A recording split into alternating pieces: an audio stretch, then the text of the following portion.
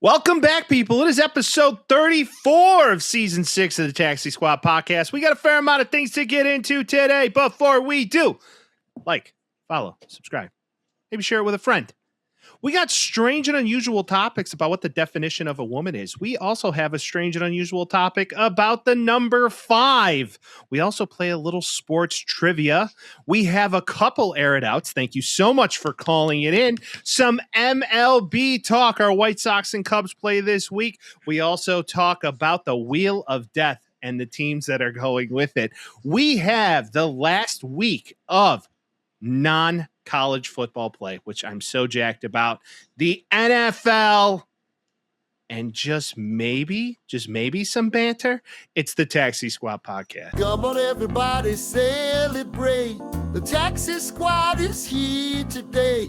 So lose the blues, kick back and relax for now.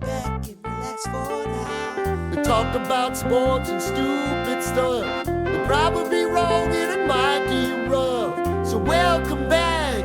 It's the Taxi Squad. Yeah. Vince! Mike!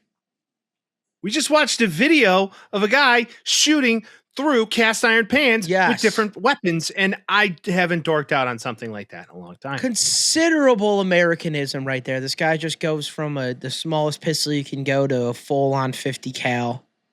Awesome. Cast iron pans have some protection. So maybe make a suit out of cast iron pans, but make sure there's more than 5 layers and you'll be all right. Well, I mean, Kevlar was invented for many reasons, but no, I'm a cast iron guy. Okay. You want to hear something else? Might go back to the Renaissance Fair. Oh man. Didn't have enough. Going mad emo with it. All right. Didn't have enough. Give me more. Emo at the Renaissance Fair. If anything, it's Tizai Huzzah. Like, that's what I'm going to be doing the whole time. Princess, I've come to save you. 2 blueberry meads, please. I'm going to watch the jousting. That's what I'll do. Do they joust? Yeah, hell yeah, dude. We got VIPs last time we were there. We were just jousting all over the place. And they let you hold a bunch of weapons, which probably wasn't the best idea for me, but I did. Being that intoxicated? No, probably not. No, I wasn't even that intoxicated. It was just the fact that I shouldn't be holding an axe like that. There's so much power. If you were living in a mythical time, what would your weapon of choice be? Would you be an Are you talking mythical medieval? Sure, Vince. I don't know. Talking medieval, I imagine. Yeah, thinking medieval. Because the Renaissance necessarily was the thing. Yes. This is based on true events. Totally acceptable to call women wenches and men a fucking donkey. Lord of the Rings, Harry Potter, all that stuff. Magic, fake. The Renaissance, real. Mm-hmm. I think I would wield swords. You know? Okay. But body style, I'm a 2-handed warhammer or an axe. Okay. I think I would be forced into axe lifestyle. I think the Warhammer would be pretty sick. What's the one that has like the loose chain at the top? It's like a handle and then a loose chain and a ball. I mean, Vince, you go to the Renaissance Fair. Shit, man. I don't. I'm new to this. The old ball and chain, if you will. Just it's like called your wife. A flail. It's called a flail, Michael. A flail. You know what I'm talking about, though? It's like a piece of wood, and then there's like a chain mail. And then it's a big spiky ball, and you kind of just swing it around and hit motherfuckers with it. Yeah. Like in Kill Bill Volume 1. Exactly like Kill Bill Volume 1. Yes, sir. Great movie. A lot of fake blood.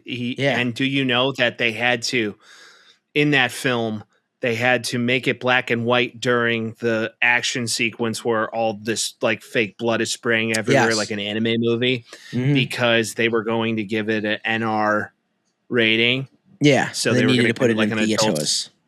Yeah. So to give it the rated R rating, that's what they needed to do. You want to know what else I learned yesterday? So they also use a flail in Good Will Hunting. They do. No, they don't. I was about to say. You're like, do I was about to say. You're like, they do? I don't remember the No. I just remember. Do you like apples? Yeah. How about them apples? Completely bullshit. Because I got a number. How about them apples? Yeah. There is a scene in there where he's talking smack, and he's like, I'm gonna come at you like Helen of Troy, says Matt Damon's character. Oh, okay. If that's not foreshadowing into him being in the Odyssey, I don't know what is. I don't think early to late 90s Matt Damon, when writing a movie about South Boston thugs. You get mad at me for not believing in shit, and you can't even maybe it was manifestation. He wasn't thinking about the Odyssey. Just because I think he probably was, because she had a piece to that. Dude, him and Ben Hufleck were just two guys from Boston. Why the fuck would he know who Helen of Troy is if he didn't know about the Odyssey? Yeah, he knew who Helen of Troy was, Vince, because he's wicked fucking smart. Yeah. And he's a janitor. And if he's smart, he knows about the Odyssey too.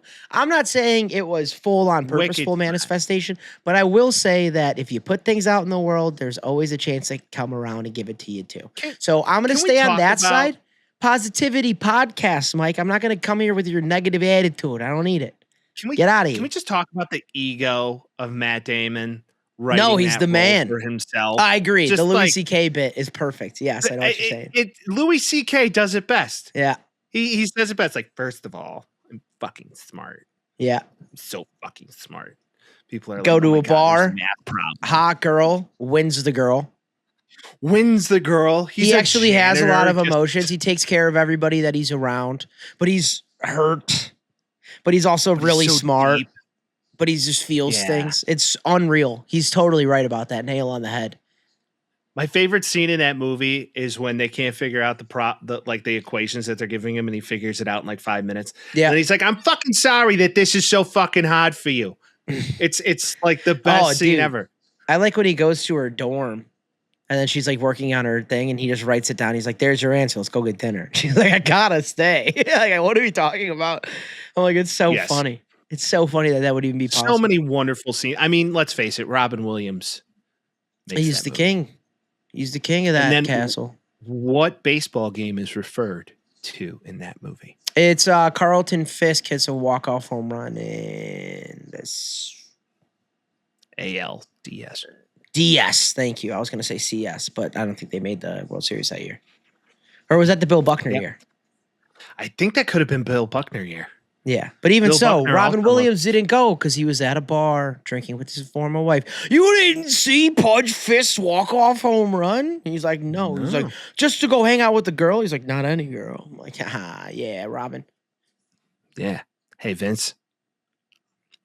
It's not your fault. Huh?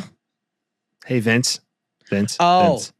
Vince. It's not your fault. You'd be a horrible therapist. Dude, I'm referring to the fucking movie. All right, let's talk about Strange and Unusual. I'm just saying. Strange and Unusual, you don't even know about that. Yeah. Okay. No, are you kidding? None of my friend group would be good therapists. I'd be like, listen, just fucking have a drink and get over it. Honestly, I think I'd be the best one, and that's not saying much. I mean, listen, I'm a good listener. I like to say I can listen. I know, but I just have the softest side. I have the artist, went to a city school. Like, you know what? Let's really think about that and delve into it. Because I feel like you'd be like, you ever considered not being a pussy? You're like, all right, good point. Good point. You ever consider just like lifting weights and stop being a bitch? All right, Doc, it's been 10 minutes, but I don't need the rest of the hour. I got my answer. I don't like to exercise. That isn't an outlet for me. Okay, first of all. Okay, listen to me, fatty. Listen to me, fatty. Takes one to know one. Go exercise. First of all, have you ever had a pump? No? Yeah. I'm telling you, it'll change your life. Yeah. Yeah. Okay. Yeah. Good to know. Good. Enes Kanter, WNBA star. Some people are saying. Vince, some people are saying, and you know what? If the WNBA Board of Governors doesn't figure it the fuck out, Enes Kanter might just be a center in the WNBA next year. It's unreal. To bury the Strange and Unusual lead, the WNBA task force. This is the most Donald Trump shit I've ever seen. We're gonna have a task force. We're gonna have a task force. It's gonna be the best task force you've ever seen. The WNBA needed my help. I said, all right, let's go figure out what a lady is. So the WNBA task force of team presidents and general managers met to discuss transgender athlete participation and public debate, but do not adopt new eligibility rules. Vince, would you like to take a fucking gander at how long this group of women met? I'm going to say give or take 15 hours.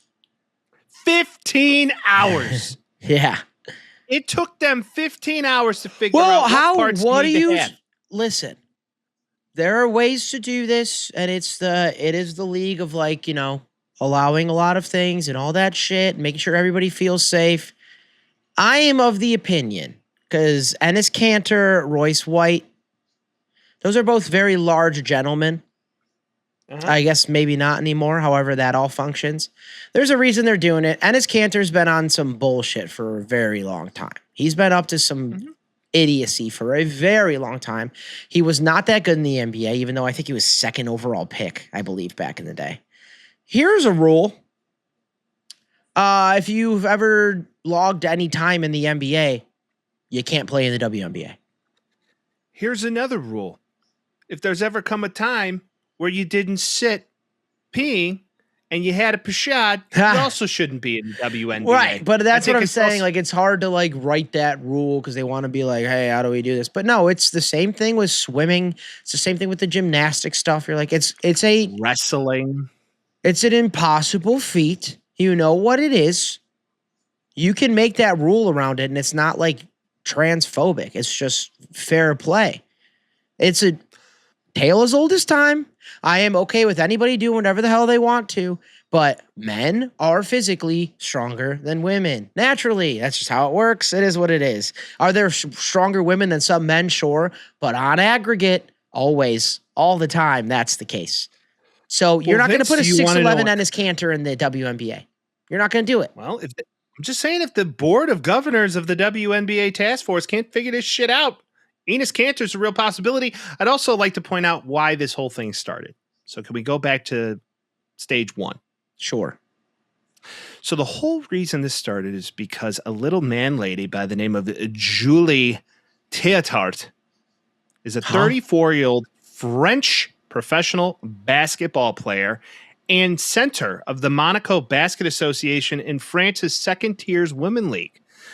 Ligue Féminine, LF2, some may refer to it.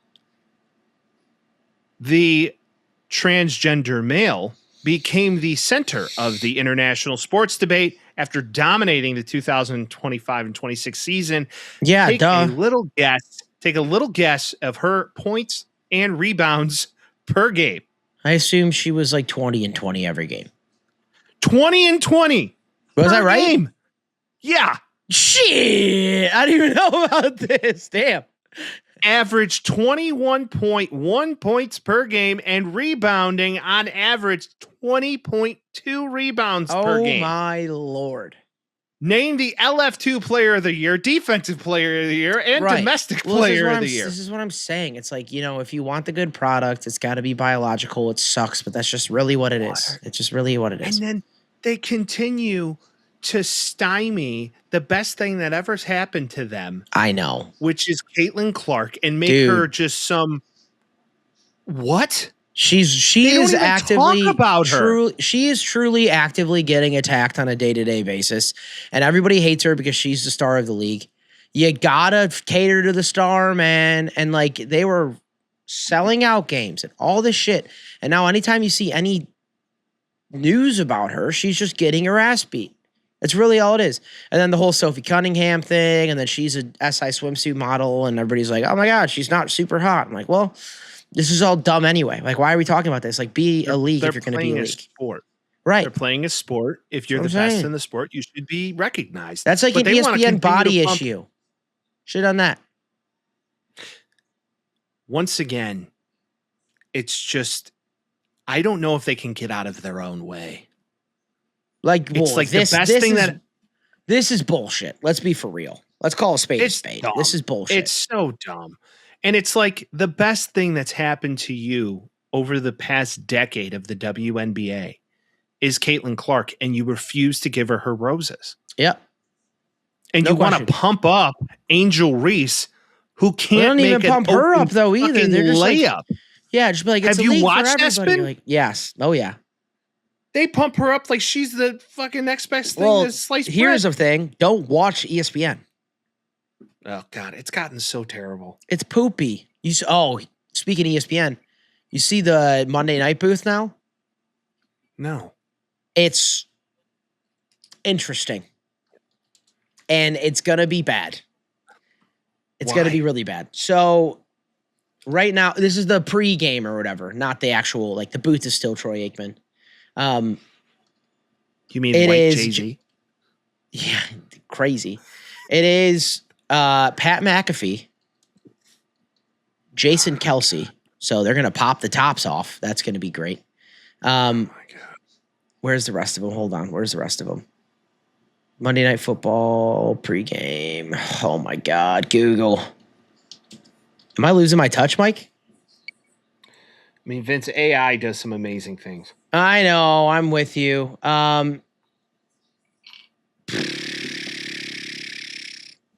Jason Kelsey, Pat McAfee. Honestly, it doesn't even fucking matter who else is on it. There it is. Scott Van Pelt, great. Pat McAfee, sick of him. Completely sick of him. Jason Kelsey, sick of him. Completely sick of him. Jason McCourty, Marcus Spears. So if we can run a show and just have Scott Van Pelt talk to Jason McCourty. I will never hate on Scott Van Pelt. I love Scott Van Pelt. No, he's the man. He's the man. Scott Van Pelt. Yeah. Been one of the best to ever do it. I'm just really upset that I no longer have the admiration for the Mr. McAfee that I used to. He used to be fun. I don't know. And then it just got lame and played out. I don't know what happened. I don't know if the mouse just got to him, but like it used to be so organic and they used to be fun and they were something that was real that you could tune into on YouTube. Yeah. Well, you still can. And it was just cool. But I know, but it was still like something you they have like to. bits and they're like, well, the bits work and the bits got us paid. So now they just do bits the whole time. Like there's nothing I want to do less than turning on the pregame for Monday Night Football and be like, if the Pittsburgh Steelers don't hammer down this game, I'm going to take my shirt off and kick a field goal. And you're like, all right. I'm going to go jump as far away as possible off the highest ledge I can find. I cannot take it anymore. And he's everywhere, and they paid him more and then fired people that were good. What are we doing? Like, bring back, fucking Trey Wingo and, Merrill Hodge and shit. If you give me those guys, I'm happy. I liked Merrill Hodge, even though Merrill Hodge was, the biggest Caleb Williams hater ever. But still, at least they were talking. This is going to be Tua's actually a really good guy, and he played catch with me earlier, so I'm a big fan. And Jason Kelsey's like, I like beer, and I take my shirt off. And you're like, why are we doing this? Why are we doing this? So I look at Pat McAfee as just now this thing that I don't even think he was thinking it would ever become this big for him. Well, he turned it into and I think he's a good human being. I do believe, though, that now when you come out with a rap album, or whatever this music. Did you see this? Yeah. Bad. So you can go on Spotify now. Don't, though, if you respect yourself. And listen to the Pat McAfee hip-hop album, which is basically Kid Rock. Mike, it's horrible. With earlier Kid Rock and maybe just a scotch of new age Luke Bryan, who just talks about fishing and climbing a tree.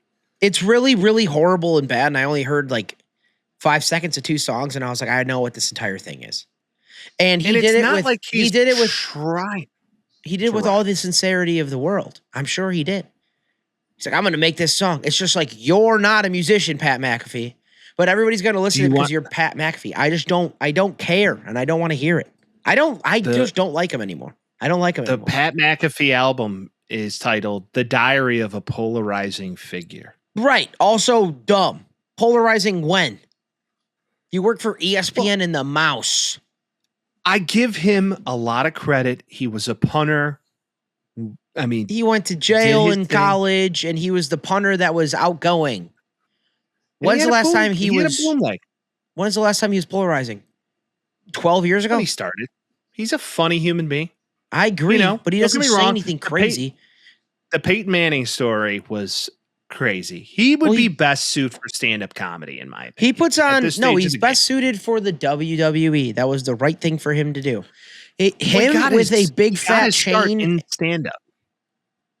Yeah, I've watched all of that. And like even him doing the WWE was great too. That was fine when he was doing what he was doing. It's just now it's overexposure. It isn't that funny. And he's not that funny. And his crew is fun, but they've also played it out. And you could tell they all have this like level of like superiority or importance or whatever it is, where you're watching it and you're like, honestly, fuck off, all of you. I don't know what to tell you. Vince, let's face it. If we ever got to that stage, I'll take the money. Yeah, but we should also focus on being genuine, as we usually are. I just remember us watching the Pat McAfee show when they did the draft show when Justin Fields got drafted. We were playing it in both rooms. And that was super fun. They still do it now, but they still lean on the same jokes in like a Disneyfied. I don't even know what the word I was trying to use. Disneyfied way, an ESPN way. And it's just 2 thumbs down. I just don't like it. Like I said, when you sold out, that's when it doesn't become fun anymore. Yeah. Well, because they sold out and they're acting like they sold out. You know? Well, and usually that comes with the territory. So yep. I digress. You want to know who else may have sold out in this process? Or wishes he did. Jayden Daniels. I don't know who's in this poor man's ear, but it's not him.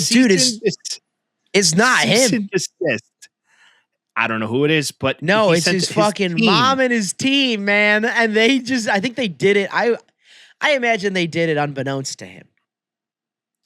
They sent a cease and desist to LSU saying that no one should be capable of wearing the number 5. Well, where LSU politely responded with a giant, "Go fuck yourself." Well, right. And duh. Well, they asked him retire the number. They're like, "What did he do? He didn't win us." Well, no, they retired it. Oh, they did? But if you retire a number at LSU, you don't retire it from anybody else wearing it. They put the jersey up and they say, look, the number's retired. You have 110 guys on a team. You have to double up numbers anyway. You got to use every number. And the dude that came in to wear number 5 was recruited by Brian Kelly. Brian Kelly gone. Lane Kiffin has no connection to Jayden Daniels. He's like, yeah, fuck it, wear a 5. And they have some reaction to this. Like, is anybody going to wear 9? Because that's what Burrow wore, right? Joe Burrow did wear 9. Like, if anybody's going to wear 9, they can also wear 9, but it's also retired. They don't stop them from wearing the number if it's retired. You're a college football team. The difference is, Vince, Joe Burrow maybe had the best college football season of all time. Won a college football championship. That's not really a difference, though, because Jayden won a Heisman, and you're like, that's great. Again, you could still wear number 9. Joe B won a Heisman. I know. Won the national championship. I understand. We're on the same side. We're on the same side here. You could still wear 9. People decide not to. You can still wear it. Out of respect. But at the end of the day. Maybe, or 5 is a cooler number than 9. Or just maybe that's what was promised to you in your recruitment. That's what happened. To that point. And Lane Kiffin's fuck the guy that I never coached. Lane Kiffin said DJ Pickett was promised the number 5 jersey when he signed. Yep. And if that's what it took to get that young man to come to our school, you stand by what you promised. So Jayden now wants to get rid of all NIL, name, image, and likeness, and the copy of the Heisman that he already has. He wants the other one too. I guess. Again, I don't think he has as much say in this scenario that it feels like. I feel like he's at training camp and his team's just like, well, they're slighting our guy. And then obviously his mom and his whole relationship with that, I'm sure has something to do with it. But everybody just needs to back off, because who gives a shit at the end of the day? Why do you care? Well, I think if you're Jayden Daniels, you need to look inside now into your team and say, hey, mom, I know you're my money manager and you want to be an, in quote, boss bitch, but you're kind of fucking up my image. She's fucking up his image, fucking up his dating life, fucking up most things. She is the biggest, block cock on the block. planet. Yeah, you can say she's a huge cock block. Yeah, she's blocking. He was the on live television talking to some nice young lady at a college basketball game, and like the mom sat in between them. Like, I can't, okay. there comes a time where you're like, Mom, back off. Stop I get it. shouldn't Protect be these talking guys so they don't behind it. have kids with a Brittany Renner, But there's a level to True. it. You got to let him date. Like, what are we talking about? You got to let the boy be the boy. But the problem now, if you're the Commanders or you're a Commanders fan, this is now another distraction. You have no wide receiver room. Is it? Brandon Ayuk still believes, yes, it is. Still believes he's going to be a Commander, but he isn't. This They is have a just wide receiver room. What do you mean? Terry McLaurin. And Stephon Diggs. Okay. You He see may not Diggs? play. Did you see Stephon Diggs' year last year? That doesn't mean he's going to. Must I remind you that he went He's to the also Super Bowl a head case. with the Patriots last year? I'm not. I'd saying rather have Stephon Stephon is Diggs than cooked. Brandon Ayuk right now. What? That's a take. No, it's All right, not. what's your thought? Right now, What's at your- the current venture, would you rather have Stephon Diggs or Brandon Ayuk? Well, they're both distractions, I guess. Which This is one's a the bigger Hitler versus distraction? Mussolini argument. Like, which one would you prefer? I'm taking Mussolini, dude. Hitler was pretty fucked Yeah, up. fair. Yeah, fair. You I think know? that's a fair analogy. Like, what are you doing? So if you watch the QB doc on Netflix, Yeah. like it shows how like in tune his mom is with him. And It's I watched it with my wife, and she was just like, "Wow, he's kind of a mama's boy. I don't know how any girl dates him." kind of. Mm-hmm. She has Weird. him wrapped up with a leash on and walking him around. That's what that is. By the It's not good. bulls. By the Right bulls. by Well, the bulls, dude. early prediction for the Commander season. What do they go, Vince? Dude, okay. Number one, Cowboys, much improved this year. Much improved. Mm-hmm. Eagles, still good. Very good. Commanders, Giants, a lot better too. 10 wins is the maximum. I'll give them 8. Something happens to Dan Quinn teams after like the third season where it just becomes an absolute disaster because he can't figure out who an offensive coordinator is. And yeah, they have also a lot of problems on that offensive line. We'll see. And no Laramie Laramie Tunsil. Yeah. Well, and that's the thing too. It's like they're playing against, I mean, outside of I guess the NFC is just fucking hard this year. If you really look at it, the AFC is leaps and bounds worse than the NFC. The NFC North, some would argue, is the best division in football. But you can't because you have the NFC West with Super Bowl champion, the Rams, who are the best team on paper, and the 49ers, who are always good, and then the Cardinals. Good luck, kids. And then you look at the NFC East, and the Cowboys are going to be better. No doubt about it. The Eagles are still good. The Commanders went to the NFC Championship 2 years ago. And the Giants are better too, and they get a hardball. Like that, this entire conference is fucked. Outside of the Cardinals, they're just the only team that isn't good. NFC this year, in my eyes, NFC North is going to be where it's going through.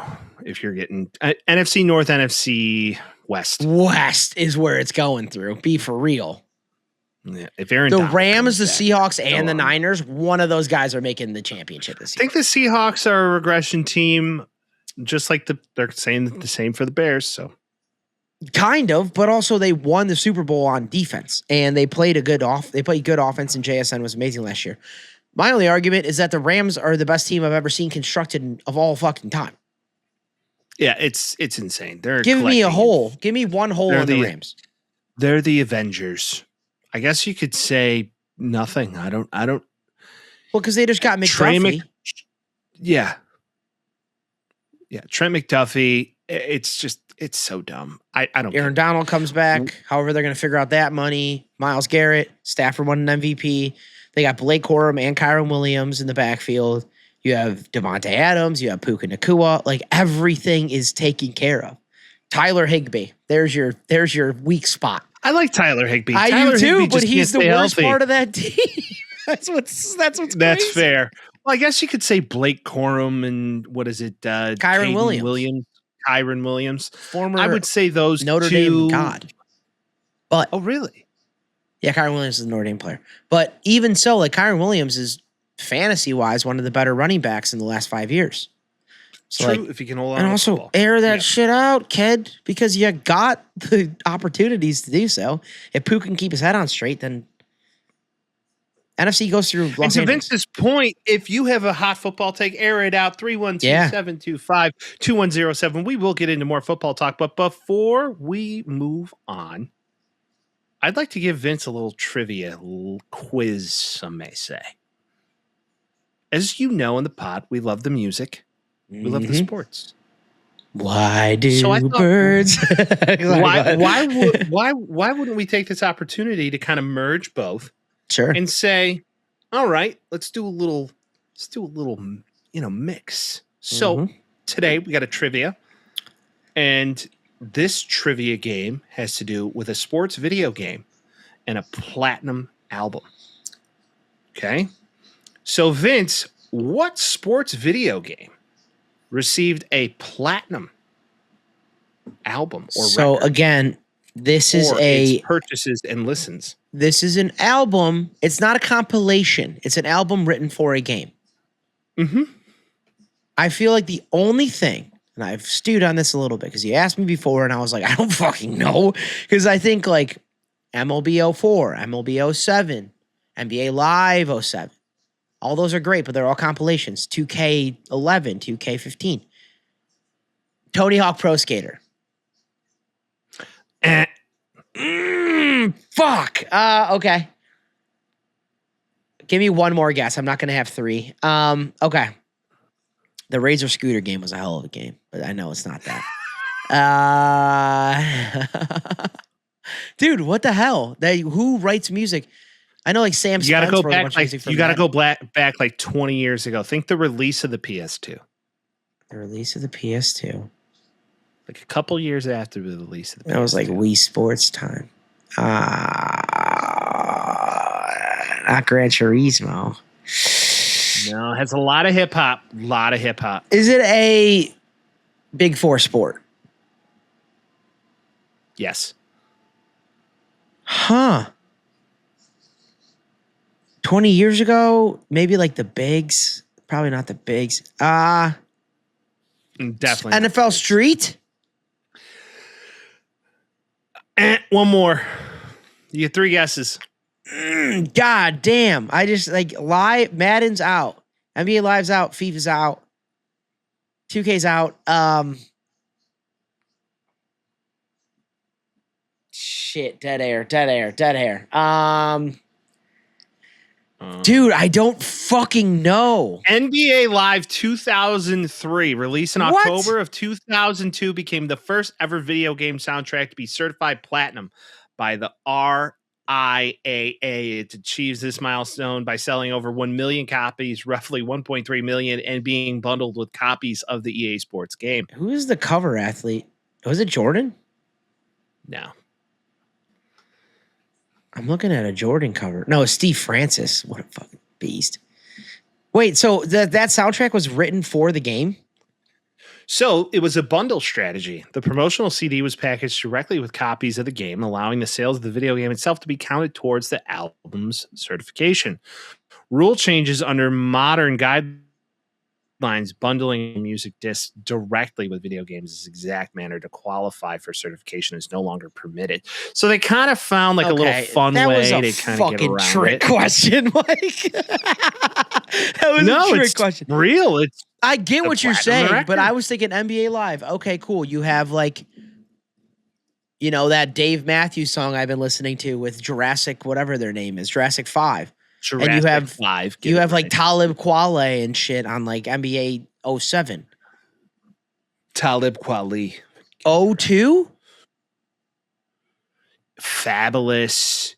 Right, which I fuck with. Record on there. But I'm just saying, like, you know, Some it's like, you know, 2Ks is like Jay-Z puts like a Drake song and then he puts a, you know, J. Cole song and you're like, all right, cool. But these aren't from the game. They're from a separate album. So, okay, I get it. That makes sense.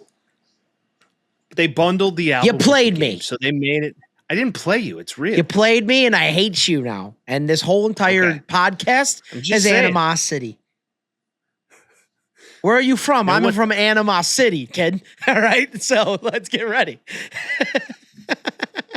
let's get a little air it out, Vince. I was gonna say, if you guys are pissed off at what Mike just did to me, go ahead and call it in. Go ahead and air it out with us today. We have two. It's a twofer for the people. Let's get started. So, long-time listener, first-time caller. This is sports-related-ish. I want to talk about a 1996 masterpiece called Space Jam and why its soundtrack hits way harder than any kids' movie soundtrack could really hit. Anyway, love you guys. Love your show. Talk about that. Yeah, bye. I love you too, random person. And I also agree. Because do. That's the first. Fly Like an Eagle with Robert Seal covering that. Insane. Everybody get up, it's time to jam now. Quad Banger. City DJs, come on. D'Angelo was on that record. I was gonna say Found My Smile again, D'Angelo. And then For You, I Will, David Foster.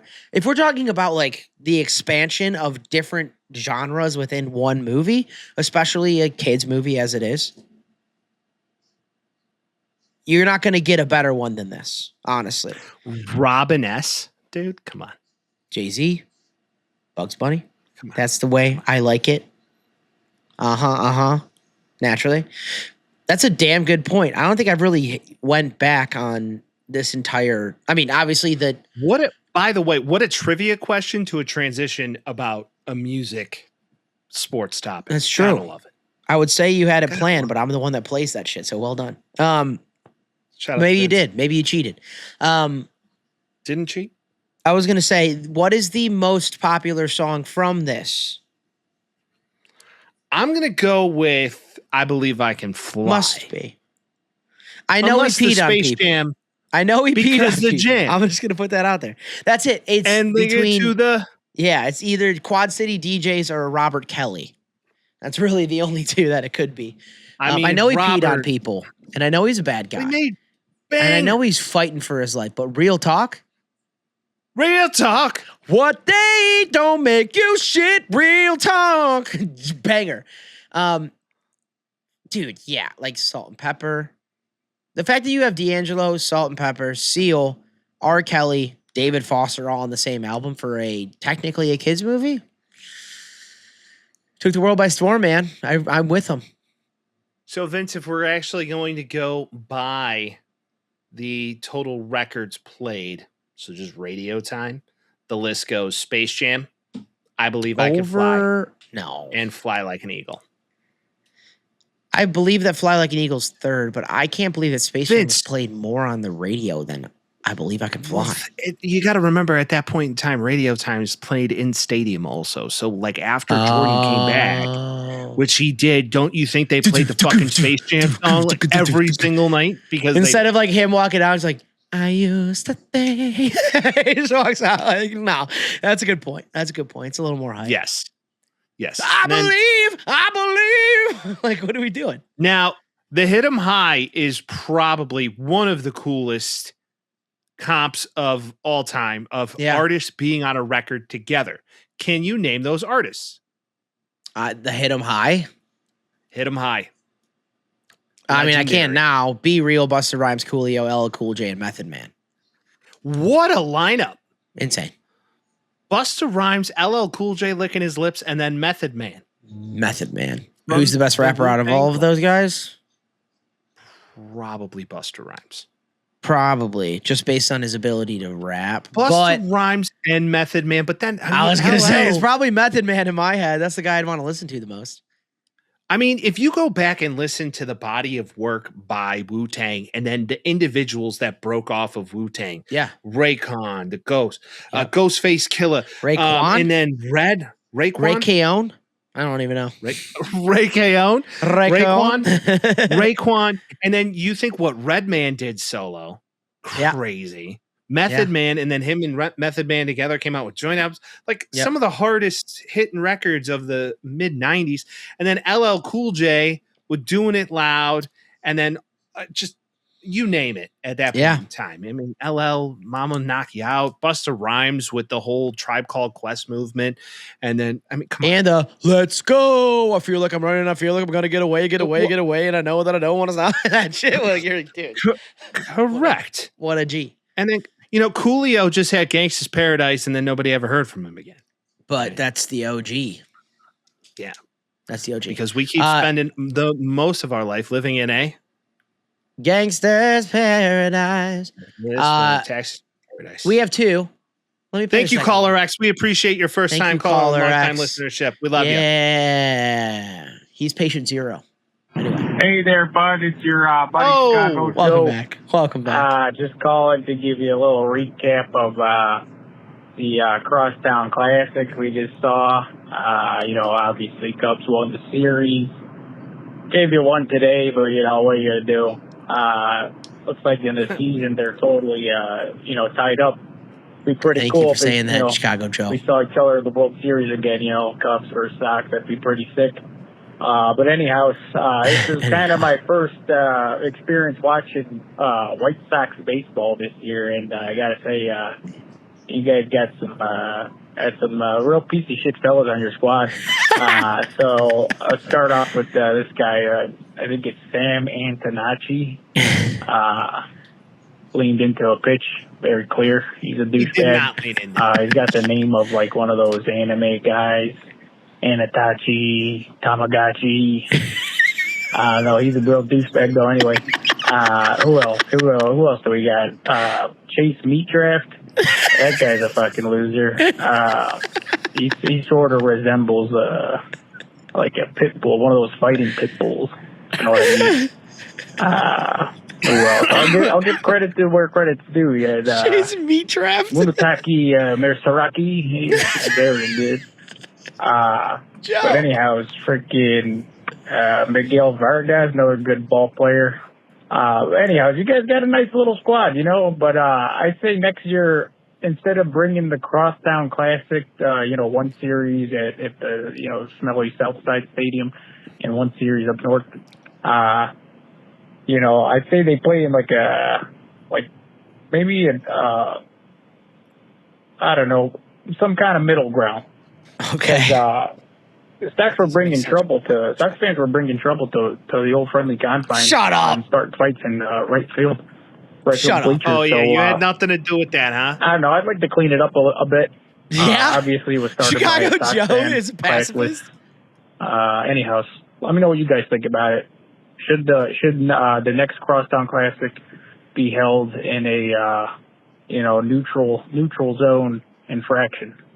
All right. Let me know.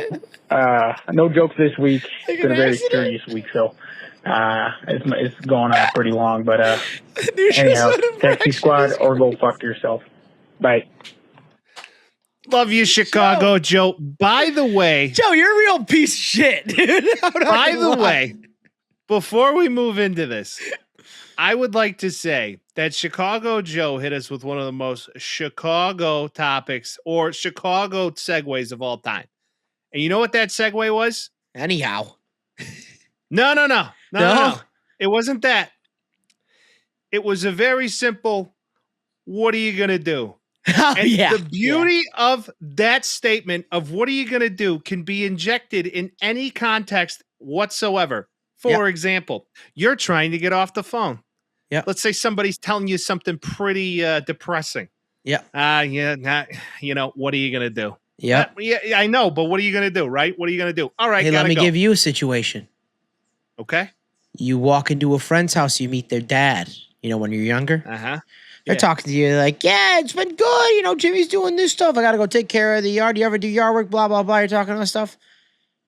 Hey, man, what are you going to do? What are you going to do? Good point, young man. You walk away. Perfect timing. Agreed. Perfect. I use it often. Perfect. Yeah, what are you going to do? Chicago Joe, suck my ass. Chase Meat Draft was crazy. He's been on an absolute tear. And I guess we're just going to get into baseball right now because this is like our main topic this week. But hold on. Let's talk about this neutral site theory before we migrate. Sure. Neutral site for the Crosstown series would be a complete complete and utter travesty. And I go agree. against everything of the fabric of what the series is created. It's The the Red Line series was created because they are two connected teams by one train line. Yeah. When Chicago Michael comes to my house and we go to a White Sox game, we get on at the Wrigley stop and we get off at the White Sox stop. It's the same train. Done. That's the best way to do it. Now, I think it would be cool to do a mid-season series at Field of Dreams, Sox versus Cubs. I get why they did the Yankees the first year. I think it'd be cool to do that, but I don't think it should be a consistent thing. And also, buddy, when you bring people that actually like baseball to Wrigley Field and you're in the same city, you're going to get in fights. Just care more about the game and then it's fine. I mean, in every Crosstown series I've watched probably over the past 20 years, there's one fight. There's one, just amongst the series. Was there any more fights? No. Just like usually game one. Everybody's hyped. We're back, especially if they're good. Yeah. Oh, people are going to fight.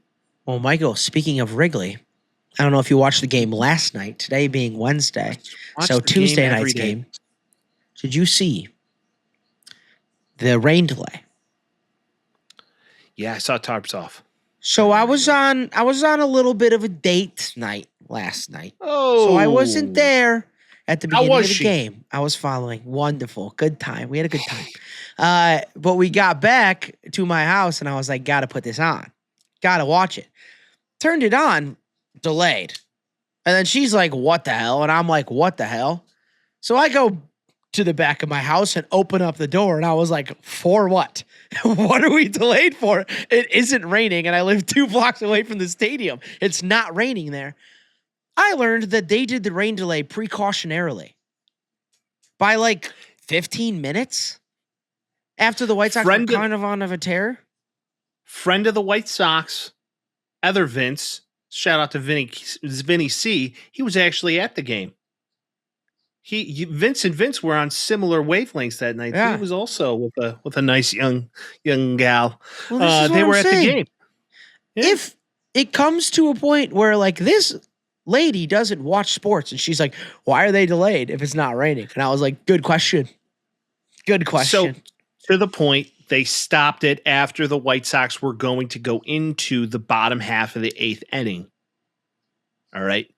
And the White Sox just finished hitting. So they were like, okay, we see this front coming through. Why even put the Cubs out there to go hit? To be fair, it did start downpouring like 15 minutes after that. It was like more like 10.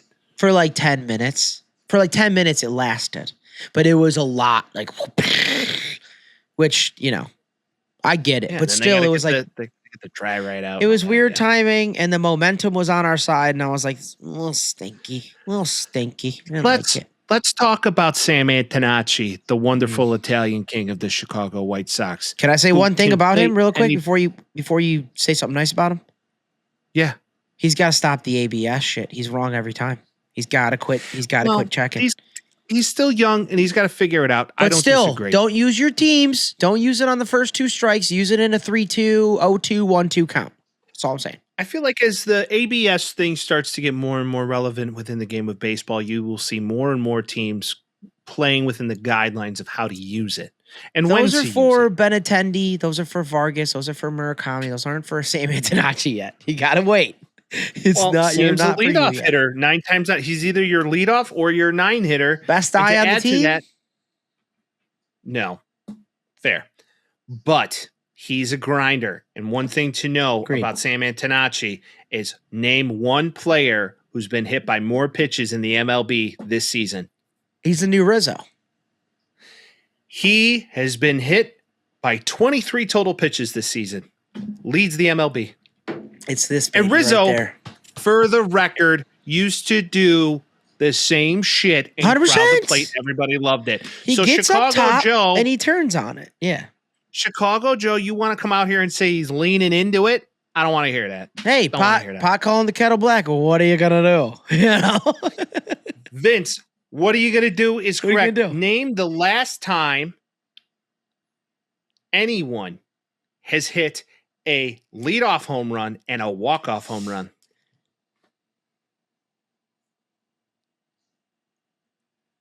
It's got to be Ohtani.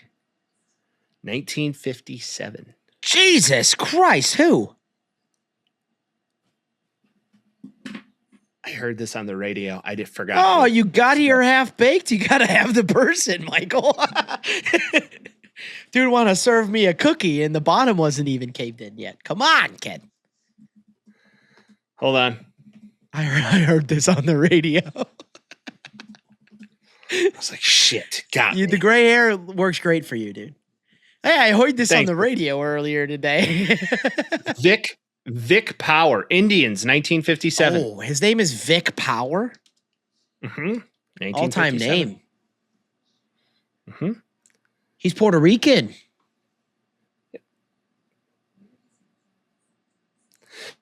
Billy Hamilton is also historically credited by some sources in 1893, though official alias Sports Bureau record keeping notes his extra inning blasts.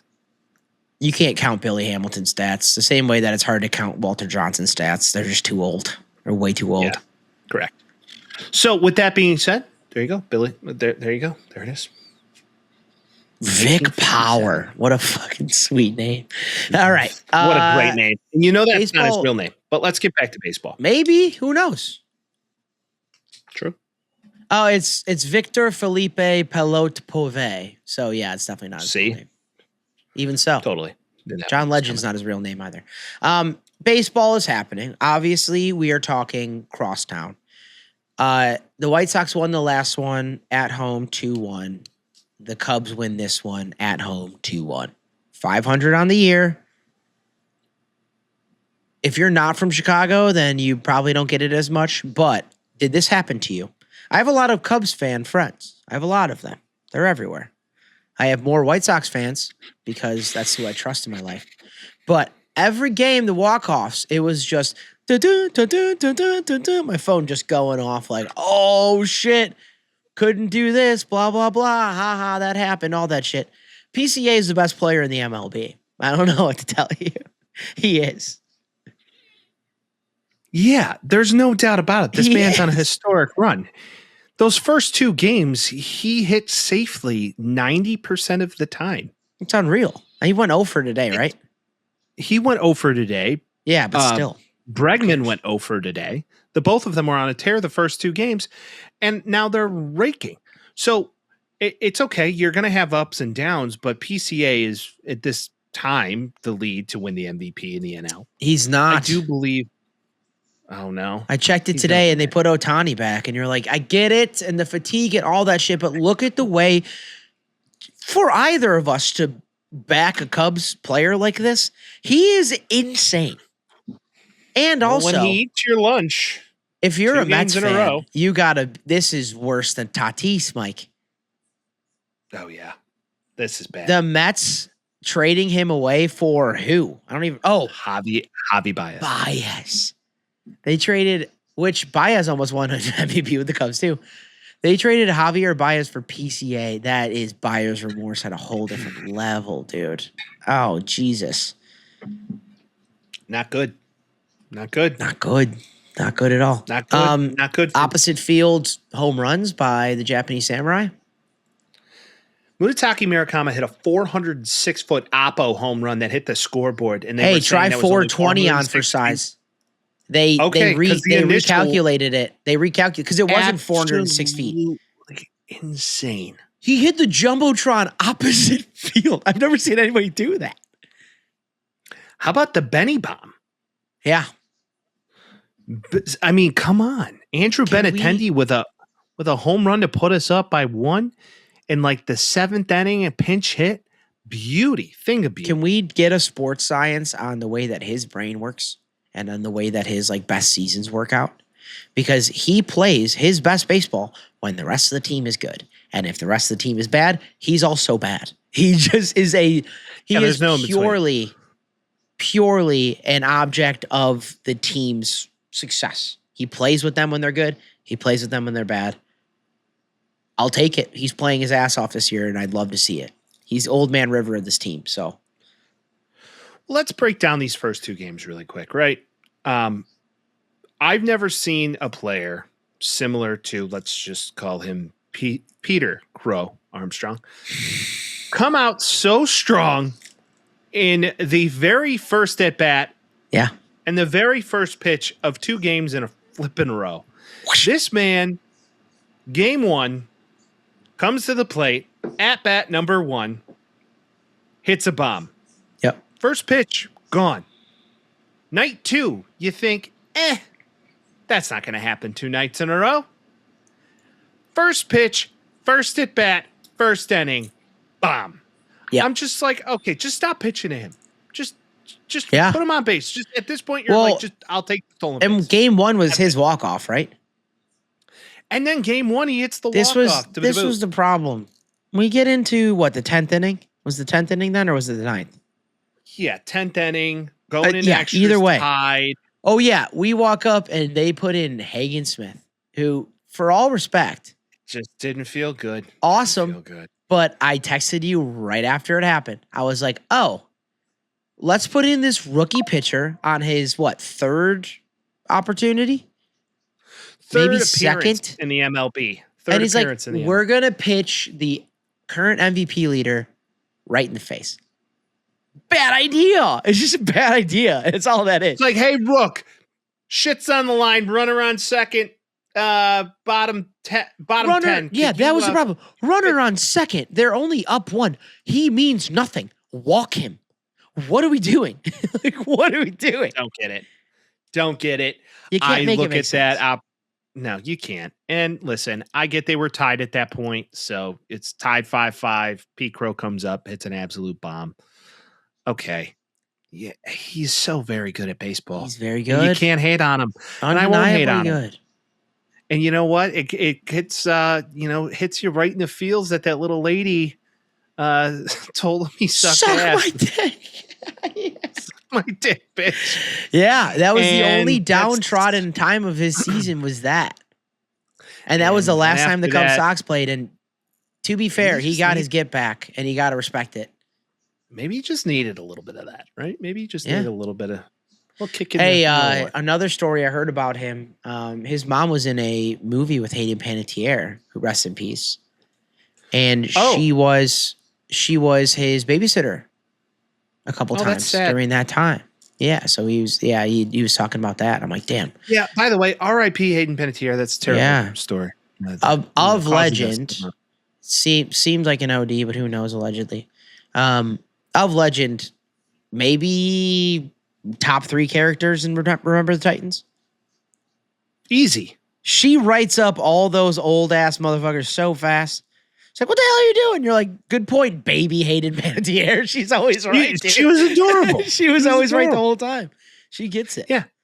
And then as we get older and she got older, I mean, total crush. Come on, dude. You know, if you're a fan of the BCA Yellows, said that like too. this guy, He was like, Come on. I had a crush on her. I'm like, along with everybody else. Duh. It was like Yeah, I Topanga would've and too. Hayden Panettiere. But again, rest in peace, absolute legend. Topanga. By the way, said to brother-in-law recently, I was like, "Oh, what? Like, who's your first childhood crush? What, like Topanga?" And he's like, "Topanga." I'm like, Well, how old is he? Boy Meets World, Topanga. He's 30. Oh, He's 31. You should. He's know my age. Topanga. He should know. Yeah, duh. You should know Topanga, bro. B-Ren, if you're listening to this, you should know Topanga. What did he say? He's like, she's all right. I'm like, okay. It was probably You can go Aiden. sit down. Should have been Aiden. Yeah. Aiden sighting on the pod, crazy work. It is to what your it point, is. Pete Crow Armstrong's mother, most notably on this podcast, we have discussed this. She was also in the movie Little Big League, classic baseball movie, where young Billy Turner does take over his grandfather's team, being the Twins, and then he is the manager of the Twins and leads them to the ALCS, where Ken Griffey Jr. hits a walk-off home run. Yep. The more Watched you that know. movie many times as a kid. Vince, here's a joke from that movie. Are you ready? Yep. Cowboy rides into town on Friday. Okay. He leaves the next day on Friday. How'd he do it? I don't know. Not even a guess. Friday to Friday. How do you do it? Yeah, he rode into town on Friday. He left the next day on Friday. I don't know. God, you're shit at these games tonight. What the is- horse's what is- name is Friday, Vince. The horse's name is fucking Friday.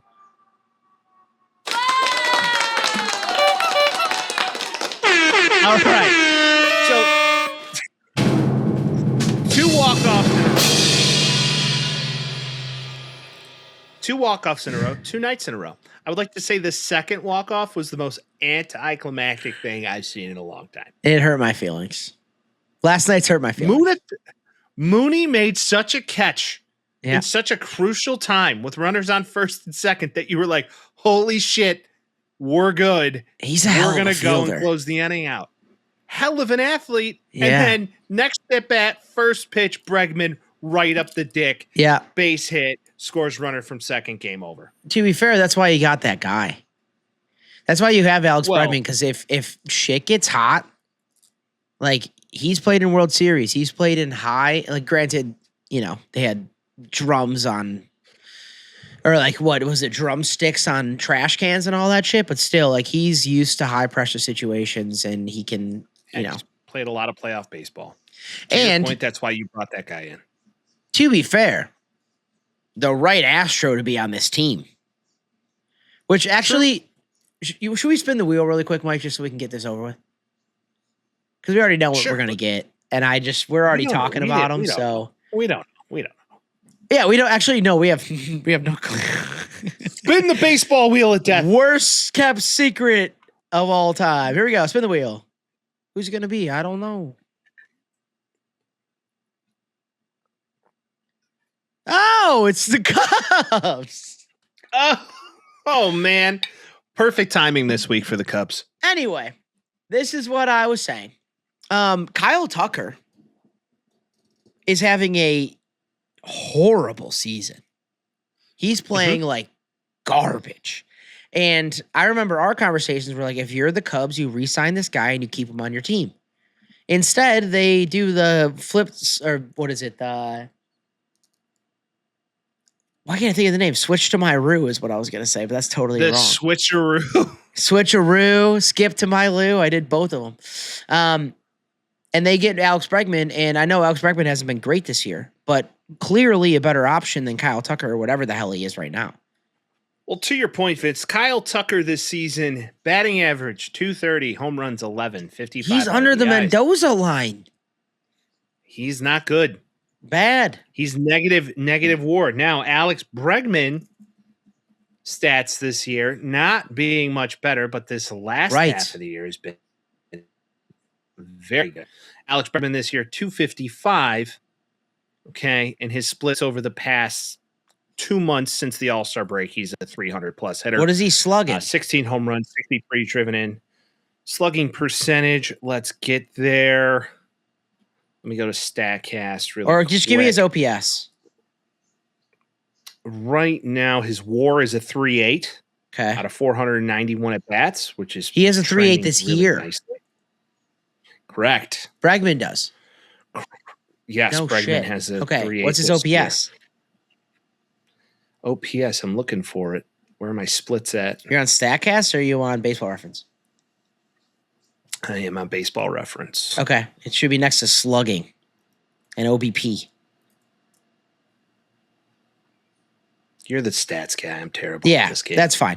All I'm saying is that Kyle Tucker has a 0.1 WAR this year. And he has a 693 OPS. And if you look at Alex Bregman, you would assume that Kyle Tucker would have a better year than him because it's Kyle Tucker.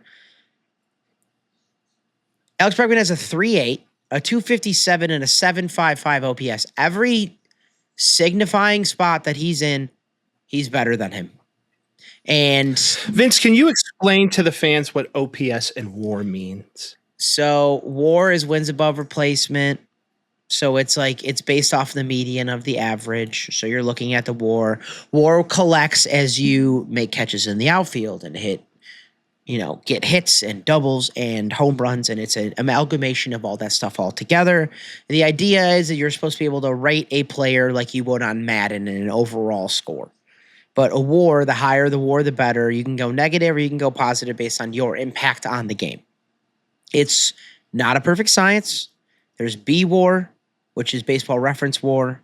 There's F WAR, which is Fangraphs. Fangraphs. Fangraphs WAR? Yeah, Okay. Fanatics does the gear. OPS, on base percentage, slugging percentage put together. So OPS is a good way to look at it, to be like, hey, he gets on base at this is a 347 clip. His slugging percentage is a 407 because it's weighted on doubles, triples, home runs. So your slugging percentage should be higher than, anything if you hit anything more than singles. Tony Gwynn's like the famous, he's always going to get on base, but he's not going to have the highest slugging percentage of all time. This is the whole get the ball in the air and get doubles and triples and home runs. And a guy like Alex Bregman. Can you explain OPS? That's what I'm saying. So on base plus slugging. So it's going to take your on base percentage at 347 plus your slugging percentage, 0.407. If you're going to be a very good player, and look at Ohtani or Barry Bonds, your OPS will be over 1 dot whatever. Mm-hmm. That's what you want to look for if you want to be an elite player. Anything above an 800, you're a good player in the MLB. And for comparison's sake, or whoever I'm on right now, Alex Bregman had a 1.015 OPS in 2019. He led the league in WAR, and he was second in MVP. So that's a good signifying spot to look at. If we have to look at the top 10 in baseball this season of OPS, name 2 Chicago players who are on that list. PCA for sure. Mm-hmm. Mm-hmm. Is it batters qualified? Does Murakami qualify? Yes, 917 OPS. Got it. Yeah. Absolutely bananas, by the way, that we're even on this list. You got to love it. But by the way, Bregman is right around a 735. So he's 750. 755. There you go. Yeah. So he's on his way up. So he's starting to come around in the second half. The Cubs right now, if you look at the overall, chances are they're going to win the wild card in the NL and probably take that top such spot. A pain in the ass, dude. It's such a pain in the ass. I'm starting to feel bad for them that they play with the Brewers, dude. I don't feel bad per se. I just look at this and I say, okay, if you're a Cub fan, you need to get hot, and you need to get hot quick. You got the Mariners. Yeah, you got the Mariners now in Seattle. Yeah. So you got to go full-blown West Coast today. See what happened to them today? Because you start tomorrow night. Today or last night? Was it last night, the 22-0? On Tuesday evening, 22-0. Mariners got shit on. Julio Rodriguez threw the second out in the bottom of the 8th inning into the stands with the bases loaded, down 19. Which technically means everybody on base goes home because he threw the ball out of play. Who cares? I know. Who cares? At that point, you're playing for your pride. Who cares? At that point, you're playing a rookie MLB The Show-esque game. You're just like, yeah, fuck this. I'm done. He just tossed it. It's 22-0 is such an embarrassing way to lose. And we've seen a couple of them this year, but it's just so insane. But I digress. The Cubs get Kevin Gausman. You see what happens in his first start? He played okay. Tightness. He might not start the next time. Oh, tightness in his hand, right? In his non-throwing hand. Which, and you're like, by the dude, way, which is made of the century. Go play. I think not if even it was your throwing hand. If it was the playoffs, I'm sure he'd be playing. Question, he wouldn't even bring it up. But this is what I'm saying. There is some juju on the north side of Chicago that pitching's just going to get injured, and all you got to do is collect pitching. Hand tightness. What are you playing the stranger too much? Come on, I'm with you. Oh, come on. What do you think? He sat on his hand too long before he tore that one out before the game to cool himself off? He found 7 different videos he liked. He had to swap through them all. It took too long, and he got just sitting on that hand way too long before the game. He's just sitting here, just like he's watching Randy Johnson highlights, and he's like, all of a sudden his hand's sore. But to that point, right, post-game presser. We've been talking about it all year, Mike. There are 1, 2, 3, 4, 5, 6, 7, 8, 9, 10, 11, 12, 13, 14 pitchers on the Cubs staff that are currently on the IL. If they could get 4 of them back, they have a full rotation. That's what, and their best acquisition in the offseason was Eber Cabrera, and he's been bad this year. In his starts, he's 5-5, 15 games, 5.68 ERA. Amazing that he's 5-5, to be honest. They gave up one of their top prospects for that. Right. So you expect him to be good. Now, good thing, Shota Imanaga playing very well. 3.77, respectable. 8-9 win-loss. That's kind of crazy. They win at the end of games, which is nice. You look at the end of their rotation, Jacob Webb, Javier Assad. He's been put into crazy situations. Those, their entire back end of their bullpen is all under 3 ERAs, which is good, outside of Caleb Thielbar. You got to have starters. You got to have pitching in the playoffs. Zephyr Jean, you expect him to play better than he did in his couple of games that he played. Gausman, Savale, Clay Holmes looked pretty good today until he started getting shelled later in the game. They have opportunities here. The Brewers aren't going to be good in the playoffs, and we know that. But Big Bad Wolf, you're going to have to play the Dodgers if you want to get somewhere, and you got to make sure your pitching shows up. Well, I don't disagree. Now, I do believe that the pitching that the White Sox saw in that bullpen, Jacob Webb, yeah, man, if that changeup's rolling for him, he's good. Watch out. He is good. He's very good. Yeah. Yeah. If Jacob Webb can get his changeup over and mix speeds on you, he's going to get after you. Now, Zephyr John, we got the best of him too. So you look at where this bullpen is, they're kind of in a goofy state of flux. Can you get Steele back before the playoffs start? Right. Whether he's in a bullpen role or not, I think is going to be huge. And who was who was the other closer that they had? And oh my God, I have it in my head right now. Hold on. Palencia. Oh, Palencia. There Daniel Palencia. Yeah. Yeah, he's hurt with a hand injury. That started on the 15-day DL. So can you get him back, who most notably closed out the World Baseball Classic for, what was it, Venezuela? Venezuela. Correct. Yeah, I mean, they're a good team. And they also are behind the Brewers, which is a detriment to them. They're not out of the division, though. That's the thing. They could win the division. It's just the Brewers don't lose. The Brewers swept. Did they sweep the Dodgers or just beat them in the series? So the Brewers just got done playing the Mariners. But they beat the Dodgers 2 out of 3, I think, or they swept them. That's the thing. So the Cubs 6-4 in the last 10. They played the Dodgers in a 4-game set and took 3 of 4. Yeah. To my point, it's which is huge. The Cubs are 74-54. They're the 4th best team in the NL right now? Number 1 in the wild card. They're 5 games out of first place, Vince. And when you look at this, they're going to play the Brewers in a 4-game set. And if you could go into that 4-game set only down 3 games, I feel like that's your sweet spot. Sweep them. Now, the Brewers, they get the Mariners one more time tomorrow. Cubs get there on Friday. Then the Brewers get the Braves in a series, which the Braves aren't going to go down serious. So if you're the Cubs here, you have potential if the Brewers drop against the Braves at home, because now they have a beautiful little Braves home have been pretty here. Soft recently, though. They haven't played well recently. If you're the White Sox tomorrow, you better go out and beat them. Yeah, in the makeup game. Forgot about that. I look at this. If you're the Cubs, you got a West Coast tour. You got the Mariners, you got the Diamondbacks, and then you come back home. So you go West Coast. If you can take 3 out of these 6 games, or let's just say you're not going to sweep all, but if you could take 4 or 6 in each, it would be ideal. They're a team that is poised for the playoffs, and we knew that coming into it. They're going to go to the playoffs. They can make some noise.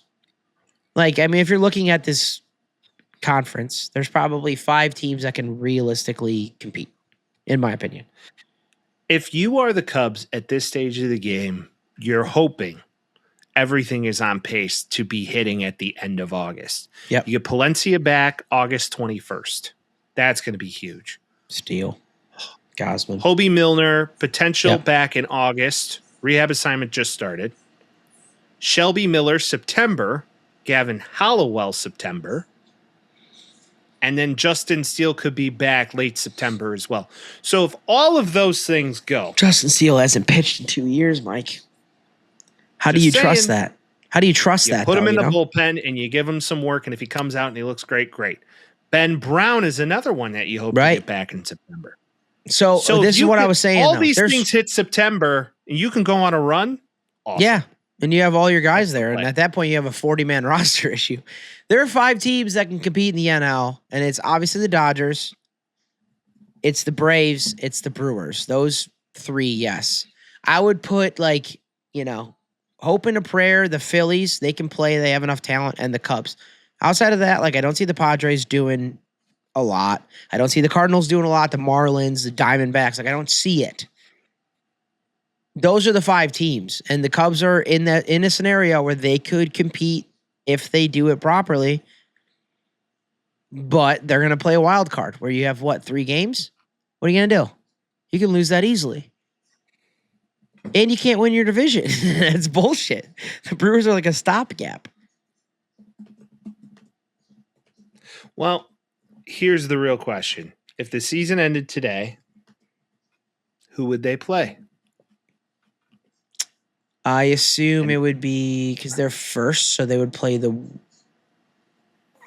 second place wild card. Phillies. Yeah, play the Phillies. Phillies. Yeah. So now you got to play best of 3, all games at Wrigley against Schwarber and Harper. Schwarber, Harper, Trey Turner. Who's the best starter? Oh, who's the freaking guy? Christopher Sanchez. That pitcher. That's the thing.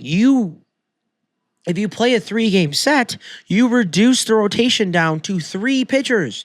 So if you have a team that has 2 bad late-end pitchers, it doesn't matter if you have Christopher Sanchez and if Aaron Nola turns into what he's supposed to be. Right now, the Padres have the 6th seed or that last wild card seed going into the playoffs if the season ended today. Now, and they play the Braves. The Diamondbacks, you need to be really mindful of. If you're the Cubs, you're going to AZ, Mike's backyard, in the next 2 weeks. You better come correct and sweep the Diamondbacks. If you can do that, if you can come here in a stadium that smells like crayons and beat the Diamondbacks. Does it smell like crayons? It smells like crayons. I don't remember that. Who you are. Actually, it smelled like delicious appetizers and a couple drinks here and there. Yeah, and a 4-home run Gino Suarez game. Anywho, Suarez. Speaking of the Diamondbacks, Ketel Marte doesn't show up to a game, even though he was there with the team in Boston. I will say, out of honesty, this is one of the weirder scenarios I've ever seen. He is put on a physically unable to perform or whatever that list is in the MLB. He's put on that, so it means he's not getting paid for the time that he has off. The manager really likes him. He didn't want to give away enough. It seems like they know what's happening, but they're keeping it a secret. So my opinion is either a personal or familial matter, I assume. He's not there. Kind of threw everybody off that he isn't. It's an odd scenario, and it seems like they know what's going on, but they're not going to tell the general public, which I kind of respect. This is the same guy who got a fan kicked out of a baseball game in Chicago because but he said not polite words to him. Well, yeah, but also he might be sensitive, but again, this just feels like a scenario where it's out of sight, out of mind. We don't know what the fuck's going on. To be anybody's worst day, you hope he's okay because he's not getting paid right now, which I do agree with. But it just seems like no matter what, when he makes the news, it's always just like a thing. But he is one of their best players on the team. To be fair, he should be making the news more often because he's a hell of a fucking ball player. But no one talks about the Diamondbacks enough. Him and Corbin Carroll is. Corbin Carroll's on a fucking tear this year, dude. He's playing his ass off this year. Could be arguably one of the better outfielders in all of baseball today. You know what Corbin Carroll is going to be like? It's going to be how he's collecting stats. And he's a similar guy to Bobby Witt. Bobby Witt has more tools, but they're similar in play style. We're going to see him at year 10. You're going to be like, Corbin Carroll might go to the fucking Hall of Fame. And no one's going to know. Everybody's going to be confused about it. Corbin Carroll is almost a career 300 hitter. Right. I mean, he's never been a 30-30 guy, but he's been damn close. What's he, steals 20, bases. He's 25 stolen bases a year or something like that? Yeah, and usually damn near 25 to 30 home runs a year as well. He's a double and triples machine. Yeah, he's one of the fastest guys in the entire MLB. But I digress, Vince. Cubs are on a path. The Doyers, as you would call them, are always going to be the team to beat. Yeah, they're always going to be the team to beat, Vince, but I don't know if... Oh, Mike, he's 30-30 last year. Kicking the can down the road. See? 31 and 32, 6th in MVP, 5th in MVP in 23, and then this year he is leading the league in triples for the 4th time in a row. He has 18 home runs and 17 stolen bases with a lot of season left. He's going to have... And he's hitting... 246, which is low. He's career 256. So we went a little low. We went a little high on his batting average, but he slugs 500 as a speedster. What are you going to do? What are you going to do? What are you going to do about that? But Vin, nothing. To segue to the team that he's in a division in, the Dodgers, this whole kicking the can and deferring money down the road thing, process that they've had may not. What happens if they default? Marky Walters. Let me tell you something about Marky Walters. We talked last week about the Lakers selling to Disney and the Kushner. More information is coming out about the whole situation. Mark Walters owns the Dodgers and also 12.5% of Chelsea in London. The Dodgers spend a lot of money. He's kind of like the kingpin of this fucking, we're going to pay everybody whatever they want. So Mark Walters already shed himself with the Lakers, which we know. He's also selling his Chelsea stake, which is reportedly about 12.5% of the team, which is another, $1 billion probably for that team, maybe more. It was reported that federal investigators are looking into whether Walter improperly routed $21 billion in related party loans from insurance companies that he controls, such as Delaware Life, to finance his various sports ventures. So he used $21 billion, allegedly, of related party funds from insurance to pay for the teams that he owns, which is crazy. And to protect the credit ratings of those core insurance firms, he's been forced to liquidate his high-profile sports assets, meaning that he will likely have to sell the Los Angeles Dodgers with hundreds of millions of dollars in deferred money, which means it's probably going to tank the value of the team by, what, $2 billion? At this stage of the game, it's closer to $1 billion, Vince. I mean, they gave Shohei Ohtani $600 million. That's kind of my point. Alone to one guy. And Kyle Tucker got some of that money. Kyle Tucker got $100+ mil. Mookie Betts, $100+. Everybody's making money on deferred. So you sell the team for, let's say the Dodgers are worth $7 billion or $8 billion. You're really selling the team for $6 billion or $7 billion because you can't. Well, he would. So he has about 12.5. I wonder what is his percentage of. You have to Dodgers take on all early. of that money as an owner at that point. Well, what is his percentage of ownership? I guess is my for the question. Dodgers. Here, I got you. I was looking it up.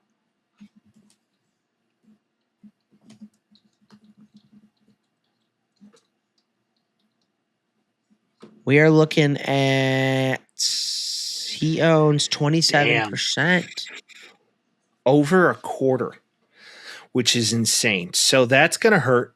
But let's not face let's face the facts. He's going to align somebody to come in here and say, "Hey, you're one of my crones. You buy it. We'll make it a sweetheart deal." Sure, and that's kind of what he did already. But it's just funny. It's just funny that it's the Lakers and it's the Dodgers and it's Chelsea, which is the same shit on the other side of the Atlantic Ocean. And he's just been giving away money. You're like, the Dodgers guy's so rich, and you're like, well.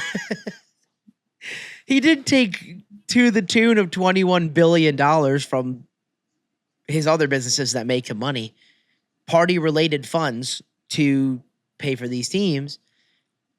Yeah, it grew the value of the team, but he's still, $2-3 billion in the hole at the end of it? Like, what are we doing? Like, that Lakers sale was weird, and everybody kind of said it. There was a reason behind it, similar reasons like this. I look at it like, okay, You sold to the mouse, which I think is going to be hysterical to watch Lakers games. Like I hope they incorporate a lot of the High School Musical basketball songs. Well, the thing is the Orlando Magic are like already Walt Disney World up, and they have all that shit there. Like they're not going to change that because it's in Orlando. But now they own both teams. They own both teams on both lands and worlds that they have, I guess. So there you go. Which, in what way, at what point in time does that become a conflict of interest? Like, how many sports teams and ESPN franchises can you operate and own? Iger owns the Lakers, but Disney is like the main corporate sponsor of the Magic. So it's kind of different. Listen, it's like these rules, for example, for taking funds from your businesses and putting them elsewhere under the table, or using shadow corps to do it, which probably was the case here. And then, that rang a little bit of a red flag for federal investigators to be like, hi, a lot of money movement here. What are you doing? Yeah. Do you want to go to prison? You should probably just sell your stake. That sounds great. Do that. Thanks. So chances are that's what's happening here. He got caught, and rules apply to some and not all. And in this case, when you make this much money and you're worth this much money, they just don't apply to you. Knowing how rich people operate, he'll be fucking fine. He's fine. He's going to sell it to Corona phase. He'll be gooch. Life is good. Yeah. Just like the Ishbia brother, that's not going to affect him. That's what I learned is that Justin's main income is completely disconnected from that entire business. So we're fine. Correct. We're fine. We're A-okay. Mr. Ishbia has big plans for us on the South Side. Let's hope that happens sooner rather than later, because the young core is here. Anyways. Vince! This is our very last week without college football. Yes. And I am so grateful. This is our last weekend without it. This is when we really hit our stride yearly, Mike. We've been on a whatever this is for the last 3 weeks, 4 weeks is just nothing. And we're just bullshitting. It's been great. I like it. It's some of my favorite times of the year, next to the holidays and all of that, which we're in the juicy spot of football. The Santa is coming to town. We're just in the pocket necessarily of nothingness. But the White Sox being good and the Cubs being good has helped the void. Because in years past, if you've listened to the podcast and you've been with us this long, it's been like, hey, let's talk about knitting, or let's talk about, I don't know, your favorite thing to do when the German cheese roll. The German cheese roll. We did a whole conversation about the German cheese roll 4 years ago. We did we used to follow the fucking XFL. I would like to remind dude, what was I, a Brahmas fan? That shit blows. I wanted to like it, and it sucks. It sucks so bad. Just get rid of it. We went to one St. Louis Battlecock Hawks game, which was a good time. But we just dropped the league. It's over. AJ McCarron, hell of a quarterback. Got us into the sweet booth area. He did. For $4 for 6 guys. I was going to say, if you want somebody to hit on your girlfriend for you, ask Mike, because he's just sweet nothings. He's not going to do it for himself. He's going to be like, hey, listen, that guy's a good guy. He'd be like, yeah, you're right. He'd be like, let us into that booth. You're like, yeah. And we just walk in, we're going to eat hot dogs. Oh, shit. I was like, boys, we get free food. We got free food on the arm, free alcohols. Oh, there was a bar. But, I mean, legit, we got the opportunity to drink pretty cheap. So it was a hell of a day. Boys had a party. A lot of sports that weekend. We did baseball. We did the White Sox and cards. It was a hell of a weekend. Vince fell. Never mind. Let's talk about some. Yeah, shut up. Vince may or may not have fell in love with a stripper in Edwardsville, Illinois. Stop it. I'm cutting that. No, you're wrong. I'm cutting that. But Vince, best time. It is that time of year, and this is the speculatory time of year, Mike, which means things are coming out. Top 25s. It's the most useless top 25 of all time, because that shit's going to change in a week. but I love it, and I'm gonna look at it. And I'm gonna look at odds, and let's just talk about it, Mike. Let's just talk about it. Do you want to talk about it, or do you want to go through it one by one? Do you want to go 25 Let's go down? through it. We're not gonna go through all 25. Let's go surprises. Let's go does. Like number one, Ohio State. Duh. Yes, and also okay. Who'd you have I think one? Overall recruiting. In my opinion, this year, the fact that Indiana's ranked 6th is kind of a travesty. They lost half their team. I get it, but they just reload. I feel like Oregon should be 1 if we're calling out ones. Just Dante Moore, what they're doing there with that. Julian saying, I mean, come on. Julian saying, and like, if I was timeout. If I am a NFL coach, and I have to draft one Julian Saying or one Dante Moore, I'm taking Dante Moore all day long. Thank God you're not an NFL coach then. Fight me. Thank God you're not. No, I think Ohio State's pretty clear. Oregon 2, pretty clear. Georgia 3, they had their qualms last year, but I'll skip number 4 because you're going to get all fucking pissy and stupid about it. Texas should be 3 over Georgia. Notre Dame is fair. I feel like Indiana and Notre Dame should be flip-flopped. Hold on. I got to just give you this. Welcome to day one of Mike not being a hater for the first time ever of all time. Notre Dame at 6 makes more sense to me than Notre Dame at 4. Yeah. Take it how I mean, you they're will. high. I'm not saying they should be out of the top 10. I feel like they're a very good football team. You know what's going to happen, though? They're going to win 3 games in a row, and they're still going to be like 8. Like, that's the thing. Like, everybody moves so quickly. Their calendar is such booty. Mike, we don't have to talk about the same thing every time. This isn't Groundhog's Day. This is what I'm saying. So listen, hey, do me a favor and listen to me. They're going to win 3 games, and they're going to move down 3 spots. Because that's how it works. Because they're not playing anybody worth a shit. That's how that works. I get it. It's going to be fine.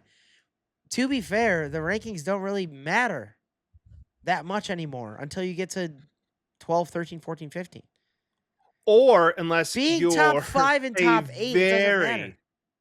Or unless you're a very, very butthurt program, Notre Dame, who didn't get it to the college football playoff last year, and they made a whole fucking rule for them to get in. This is my point, though. Like, they were on that cusp, and it matters. The difference between 4 and 8 is nothing anymore because you're still going to get a chance to compete for it. Where you guys are, honestly, is that, like, cutoff point where you get, like, the LSUs, Texas Techs, Alabamas, USCs, BYUs. I have a feeling Alabama's going to take a considerable step back this year. I don't think they're going to be good. They lose their quarterback. If you're Kalen DeBoer, PSA, if you don't make the college football playoff this year and actually go deep into that playoff, you are probably out of a job. You think he has buyer's remorse? Because I think he has buyer's remorse. Well, he had something really good going in Washington. But why are you following up for greatness? Saban. Yeah, but why? Again, it's like Gerard Mayo. You needed a Gerard Mayo to follow up Bill Belichick. You need a stopgap guy before the next guy comes in Alabama. Like, Nick Saban didn't come in like right after all the other legends of Alabama. It's you're uphill climbing if you come in third, you're uphill climbing. But Vince, the boosters at Alabama will not allow for Alabama for the rest of time to not be at that standard. All right, that's what all of us need to remember. If you're talking boost, who has more boosters than Alabama? Correct. The bureaucracy of this whole thing LSU in college football does, though, is my elevated. point. LSU has more boosters than Alabama. They've been LSU making players paid before anybody, buddy. Back forth. I don't know. I don't see it in Alabama this year. I think they're going to stick around that kind of area the entire year. I think Ohio State's going to be top 3 the entire year. I think Texas, I think Arch Manning's going to be good. They're going to be top 3 the entire year. I believe that. Vince, for our watchers of the YouTube, could you please put the standings here in the middle? of us. Yep, Put yep. it smack dab. Make it the dividing line for our listeners Sure. on the pod. Right? On the Come on. pod. On the pod. Sure. Yeah, but it's like, A&M. A&M's going to be A&M. Zoom in, bitch. Nice. I can get you top Nice. 10, Yeah. man. There you go. That's perfect. I'm going to make this smaller so you can see our sweet little faces. A&M is always top 10 and seemingly doesn't end up top 10 every year. Is that fair? For whatever reason, I don't know what the committee's thought process is or the coach's poll is, but it's just like, okay, we watched Texas A&M in the playoff last year. Were they even remotely good enough to be in the same conversation as in Miami? Can I ask you a question based on that? Yeah. Which ones of these teams before the season start do you think are actual title contenders? 4? You want 4? You want 3? You tell me out of these top 10 who you think can actually win a championship. Well, just considering the majority of the staff that is reporting back to Ole Miss is going back there. And not only that, you have now a 7th-year quarterback. You're starting with them? Vince, they were a drive away from being in the game. I think Ohio State has a better chance of winning than Ole Miss does. Well, Ohio State got bounced in the first round of the college football playoff. As long as they lose to Michigan this year, they'll win a national championship. Okay, so Ole Miss with Trinidad James, as some may refer to him, or Trinidad Chambliss with gold all in his watch and his chain. Trinidad Chambliss coming back now for his 7th year of eligibility. Shout out to the great state of Mississippi, buddy. Stupid. It's so dumb. But they have so many returning starters and a complete system that works. All right, so they're your championship favorite then. That's good to know. They're not my championship favorite. Who They're is? in my top 4. Okay. Oh, my favorite? Yeah. My favorite overall, Oregon. Yeah, they've won so many. That's why they're due. And that's why. And that's why, because they've never won one. They've never won one. They have a returning senior quarterback who's got his shit together. Dan Lanning's the fucking talent, man. I'm with you. And Dan Lanning's the man. Dan Lanning needs to prove that he's real and he can go into a championship game. Or a semifinal at a minimum. Right. Because they beat the brakes off of JMU, and then the next week it was like, what happened? And JMU had no business they being didn't in belong that game, there. by the way. They didn't belong there. Yeah. No. I think the top 7, all 7 of those guys can win a championship. Outside of that, I don't know what we're doing. I think Ole Miss is fair. Listen, if John Mateer can stay healthy at Oklahoma, he was hurt the last half of last season. Prior to that, John Mateer looked like a dog. They're playing a lot of Venables. Right. Well, that's what I'm saying. They're playing a lot of Oklahoma can be good, but I need to see, I need to see it happen. The first half of last year, you look at Oklahoma and you're like, that is they were good semifinal team in the college football playoff. The defense looked there. John Mateer's running. John Mateer is there.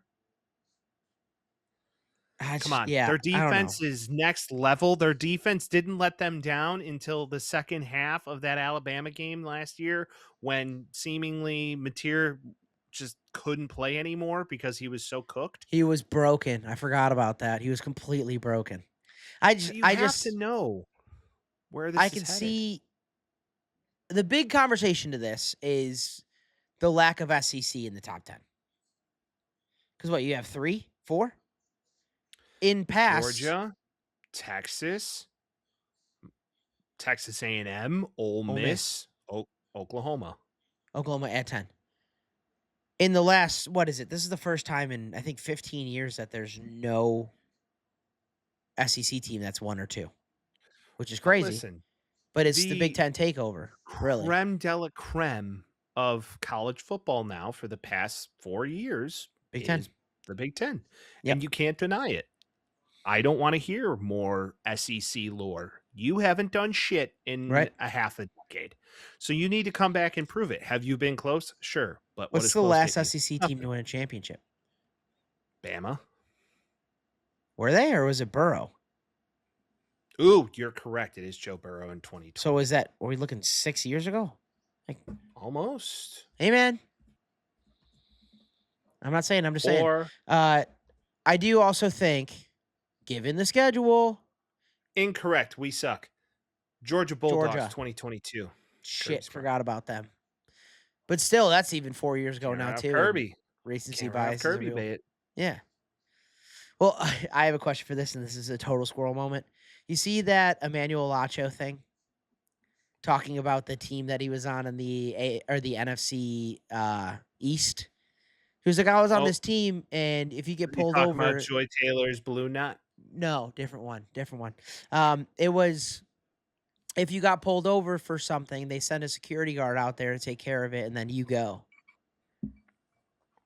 I guess you can do that in the NFL. But I'm just saying, why doesn't Georgia have that? Why would they not have that? Fair. They're not good at driving. But, like, also separate squirrel moment, ADD podcast. You ever just think about, like, how's Joy Taylor doing? How is she right now? I know. You do. I don't. I hope she's okay. Do you? Okay. Wishing you best, Sweet Pea. Sure. All right. That's all I got. Anyways, okay. Let's get back to football. So Texas, I think, is a very interesting conundrum. Yeah. Because you have Arch Manning last year that in most cases would let you know that he underperformed expectations. He was really good in the second half, which is why people started getting jacked about him. Yes, which interesting lore with the Mr. Arch. He's a Manning. Well, no shit. The hell of a lore. The reason he chose 16 was because of Trevor Lawrence and the Manning passing camps that Trevor Lawrence was a part of. There's like a whole 30 for 30 on it, I guess, or whatever those ESPN shorts. Yeah, where they make them super dramatic, and he was like, "Trevor Lawrence meant so much to me at those camps." Trevor Lawrence kissed me once, and now I will never forget about him. Right. So you look at that, and you just say, "Okay, what is Texas going to be?" They have a defensive Arch is going to line. Be good this year, dude. Texas has a defensive line that all four of them could play in the NFL today. Yeah. So that looks good. Their offensive line's also very good. I don't know what more to say other than if they do not make it into a semifinal game, I'm going to be highly surprised. You got the Booger Eater back for now his, fifth year with Texas. Yeah. He's got this thing built up to a point where it's like, okay, now that guy that you recruited 3 years ago should be in your starting lineup. Yeah. And who you may have redshirted should be ready to rock. So now, Booger Eater, Mr. Sarkisian, you need to make it happen. This is truly a make or break for them. I want to get into rankings for awards because naturally, but I will say, again, to me, outside of the top 7, like I would rather. Are you going to go top 7 to the field? I'll go top 7 on any of this for any of those teams winning. I do think, and obviously I'm biased, but I do think what dark horse to potentially make it to a college football national championship. LSU. Not okay. So we're going full blown LSU. Yeah. Everyone's Why gonna not hate this? Michigan. It's like I know they Bryce got the coach now, right? They got the coach. Bryce Underwood now. is good. If they have the coach and Kyle, they do. If the rest of that team is a bunch of fucking large Samoans who transferred, which it is, buddy, I'm not denying that fact. I can see it. I don't want it to happen, but I can see it. You're not wrong. Can we also talk about the cocaine indictment of Penn State and the fraternity that was trafficking multiple quantities of cocaine? Wild. What were they calling him? He had like a nickname. That was crazy. Okay. It was like powder something, or I don't know. It was crazy. Cocaine scandal. This kid was like a finance major or something like that, and he was like making a bunch of money, all this stuff. Great. He also ran an entire cocaine like company out of his frat. Listen, at this stage of the game, these kids should just be given honorary business degrees because they figured out supply chain management. And I can't tell you how many corporations I've played for. Been privy We're going to, to say right? played for. Yeah. And privy to that can't figure that shit out. So let's talk about it. The trafficking operation, according to an announcement by Pennsylvania Attorney General Dave Sunday, the operation was an upper-level drug trafficking crew operating AY or in the AE? region. Oh, it's spelled like Sunday, buddy. Sunday AY or AE? AY. Oh, that's worse. I wish it was like a nice ice cream treat. All right, go on. The supply pipeline, the ring's major suppliers routinely travel to Philadelphia and in New York to purchase bulk quantities of the cocaine to batches allegedly weighed 1 kilogram and sold for each of 20, as much as 22K each. Fraternity headquarters. The illicit substances were brought back to State College, where the Delta, Epsilon, and Sigma Chi off-campus fraternity houses then distributed the cocaine on campus. What's crazy, the key suspects of the 14 individuals charged, 13 were Penn State students at around the time of the investigation. The ringleaders, prosecute identified Thomas Robinson, a member of Delta Epsilon, and Augustino Epsilon. Sorry, I didn't go to college. Nope, fine. And Augustino Abolito, a member of Sigma Chi. All right, Gus, what are we doing? As the primary ringleaders heading into the enterprise, Abolito surrendered to the authorities. He ratted. You fucking rat. He did. He turned himself in. It was wild. The father's involvement. The 14th individual charged is Paul Robinson, a prominent Pittsburgh lawyer and father of Thomas Robinson. The elder Robinson faces charges of tampering with physical evidence and hindering the investigation after allegedly attempting to help conceal the ring's activities. This is truly... It's funny. One of the most strange and unusual college football topics you will ever This encounter. was his, and it's not even football related at all, but you know, they're doing it. This is his nickname, Mike. Pablo Pledgecabar. Because he would make the pledges distribute everything. All right. In many ways, I do not promote the usage of any. This is garbage, and they're fucked. But it is funny how they went about it, and it's kind of brilliant. Who wants the white stuff more than college kids? Yeah, come on. I'm telling you. Well, we know one thing, and it's Penn State's not going to go to a national championship. If you think about it, they must have got sloppy somewhere. Let's zoom into the mind of a criminal. They got sloppy somewhere. Because the dad's a lawyer. Yeah. Well, that's what I'm saying. You probably tried to cover it up for all. What I assume happened is that somebody did too much of it, got in trouble, blah, blah, blah. Where'd you get it from? Where'd you get it from? Where'd you get it from? Where'd you get it from? They tie it back to somebody. He knew it was hot. Lawyer dad said, hey, if you don't want to ruin the rest of your life, you should probably just go and turn yourself in at this point. And boom. But it wasn't Paul Robinson's kid who turned himself in. It was the greaseball. Oh. It was Abolito. Pablo Pledgecabar. It was Augustino. I thought he was Pablo. Oh yeah, he is Pablo. Augustino, yeah. Pablo. Okay. Hey, there's drugs on college campuses. No way. Yeah, that's kind of how I felt about it. But I was laughing because it's just like, yeah, dude. Obviously at Penn State they're doing that. And every college they're doing that. It is what it is, and hopefully it doesn't ruin the kid's life. But to hear about the fact that it's running through frats and to hear about the fact that they're pushing that much weight is crazy. Hey, Pledge, we need you to go to New York real quick. Yeah, do you want to be part of this frat? Go pick up a kilo of cocaine for me. You want to be in Sigma Chi, cuz? No, I'm joining acapella. Or in my case, never going. All right. I digress. Let's get back to football. All right. Let's talk about top fives for different awards this year. We talked about number one. We already know. CJ Carr, Arch Manning, Dante Moore, Julian Sayin, Darian Mensah. Top five for Heisman. Taking any of those five, or are you taking the field? Here's a name that some people may completely look at me sideways on, but a name and a program that I think is on the up. And once again, don't care. Okay. Nico Amaliava. Yeah.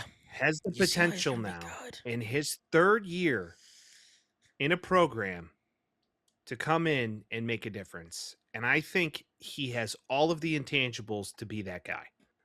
I think he's going to be him. Jayden Mayava, in my opinion, everybody wants to pump up. I am a USC fan. I He's will tell you good. this much about Jayden. We'll see what happens. Jayden Mayava is a wonderful athlete. He makes some wonderful throws time to time, but he cannot play the quarterback position in a way that will get you to a national title. I mean, you know why And they're that's saying it, also though? Why? Because Lincoln makes Heisman. That's the argument. Okay. You know what it is. You know Yeah. it's could be a bill of But goods. no but offense to Lincoln makes Heisman. Jayden, he is not on the same level of a Caleb Williams as a Baker Mayfield or Kyler. I mean, a Baker was nothing Kyler coming Murray. in. But Baker Became that. Baker made very good decisions and also played in the Big 12. So Yeah, that also fair. helps. When you're playing, Kansas and Kansas State, it's a little different than playing Michigan and Oregon and real competition. I will add kindling to your Nico fire. I think Bob Chesney was a hell of a fucking hire for UCLA. Coming out of JMU after that whole Kurt Cignetti thing. They were good last year after that, after Kurt took half of their team.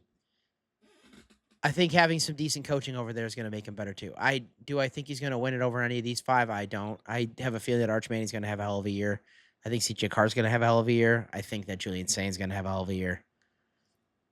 Could be anything, but wide receivers, look out for that. Every now and then a wide receiver ends up winning one. It's possible. So it's going to be a quarterback award this year. Probably, but who There's knows? not, unless, okay. I mean, Unless, it happened not too long ago. what's that? Devonta Smith. I understand Devontae Smith and what he is, but the only wide receiver I could see winning a Heisman this year is attached to Julian Sain.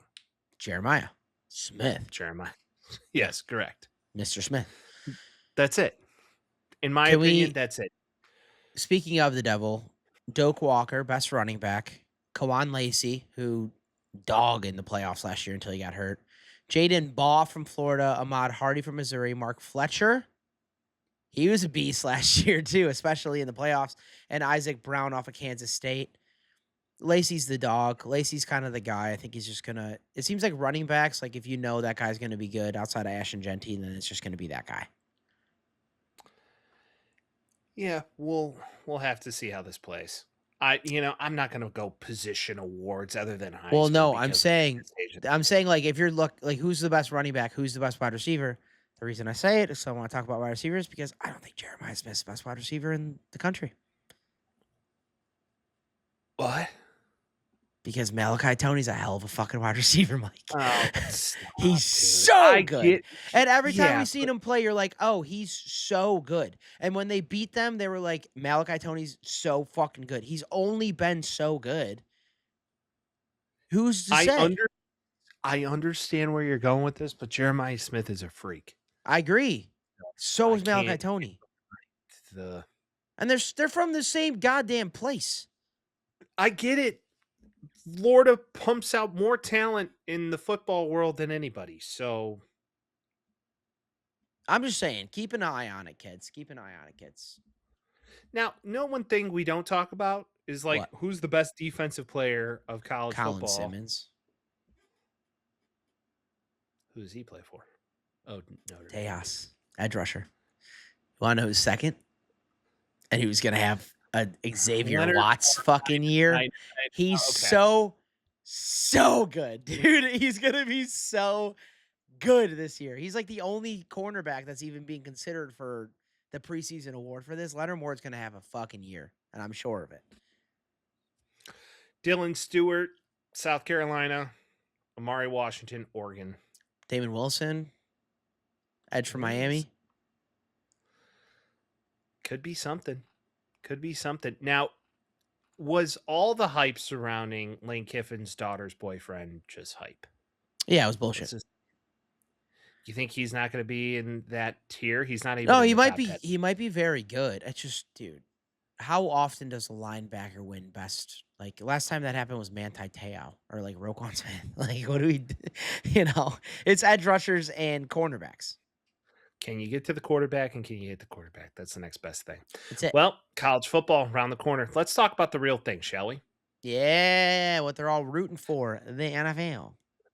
Vince, the NFL just completed its very first weekend of preseason football, and I've never how'd been you more happy. feel? Let's talk about some preseason, Mike. Vince, I just felt like just happy that it's back. It's reps. It's reps.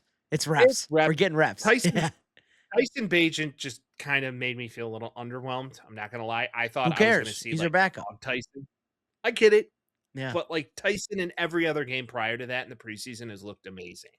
And this game he looked a scout. But the Bears just came out and put a little hurting on the Browns, which I enjoyed. They scored sent a more text points. message.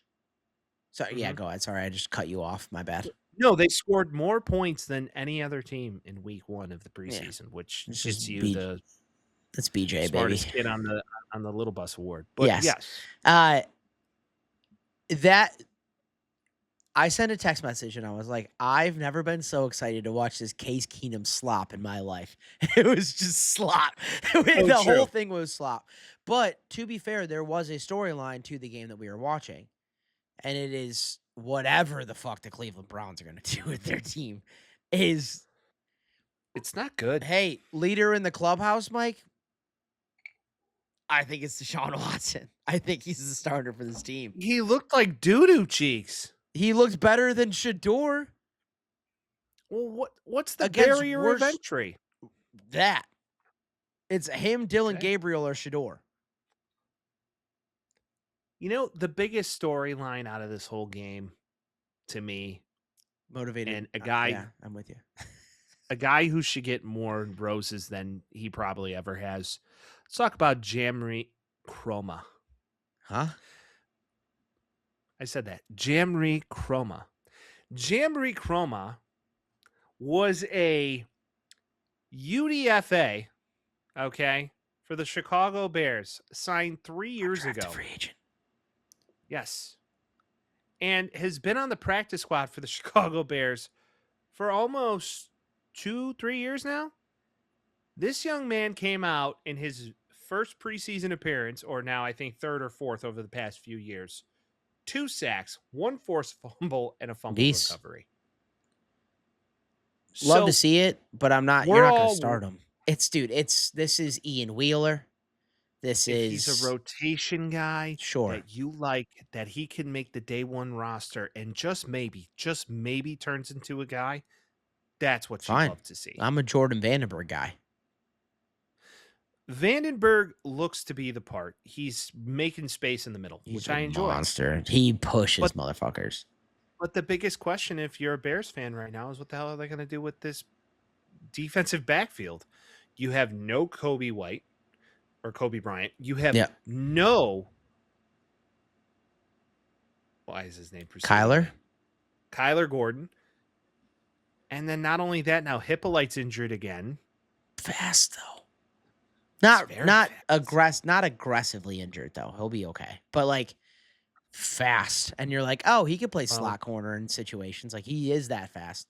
The thing is like we can look at this and we can break it down. And at the end of the day, it was second, third, fourth strings playing against second, third, fourth strings. And you're like, the only thing we got out of Caleb was a conversation on the sidelines. There are a lot of guys that you want to see play the game. Like it was more intriguing for the Cleveland Browns than it was for the Chicago Bears. Does Caleb play tonight? No. Tonight? No. I don't think he takes a rep in preseason. Why would you? Well, if you're Josh Allen did. I know. Yeah. Why? It's just I don't. And DJ Moore did too. Do you see DJ Moore? Yeah. I think that's going to be a solid. I think it's going to be a solid connection. Honestly, those two. I think it's going to be great for him. Well, I'm just happy DJ Moore is somewhere else doing his thing. I agree. I want to see him play well. And I think Josh Allen kind of needs him too. No, I mean, it's just, again, what we're doing right now is the same thing they're doing. We're getting our reps in. We're watching football and we're like, oh yeah, this is how this looks. And again, What we Case do is Keenum talk about slop to whoever was in the backfield, and I forgot the guy's name, and he jukes out 4 guys and takes it home for a touchdown. I'm like, that was fun. In the regular season, I'm freaking out and calling people. In the preseason, Say I'm his like, name. oh, yeah. I don't know his name. Selvin Ahmed. There you go. Washington Ahmed, yeah. State Husky alum. Yes. Absolute beast. Good. He's fast as shit. I love it. Maybe he's going Probably to be good. You know, I just really hope Roshan Johnson makes the day 1 roster. That's How? I just hope he does. I know, but how? Here's how. Kyle Monungai Yep. has a knee injury, and that's going to linger for a He while. can And practice squad it. Roshan looks to be, in my I opinion, thought he the was guy. going to be the next Priest Holmes. I was excited for that. For We a were while. like, dude, he came out of Texas. He was a backup. He's Priest Remember Holmes. Ricky Williams? Who was his backup? It was Priest Holmes. Bijan Robinson's backup. Roshan Johnson. This has potential to be Priest Holmes. Oh, no, probably not. But You know who's a Monungai- beast in Madden? You know who's a beast in Madden? Who? Roshan Johnson. Yeah, because you made him a beast. No, you just run up, give him the ball every time. You put a lot of work Become into a him. beast. It's again, we took reps, but hey, some people are taking reps on a football field, and other people are taking reps in a courtroom.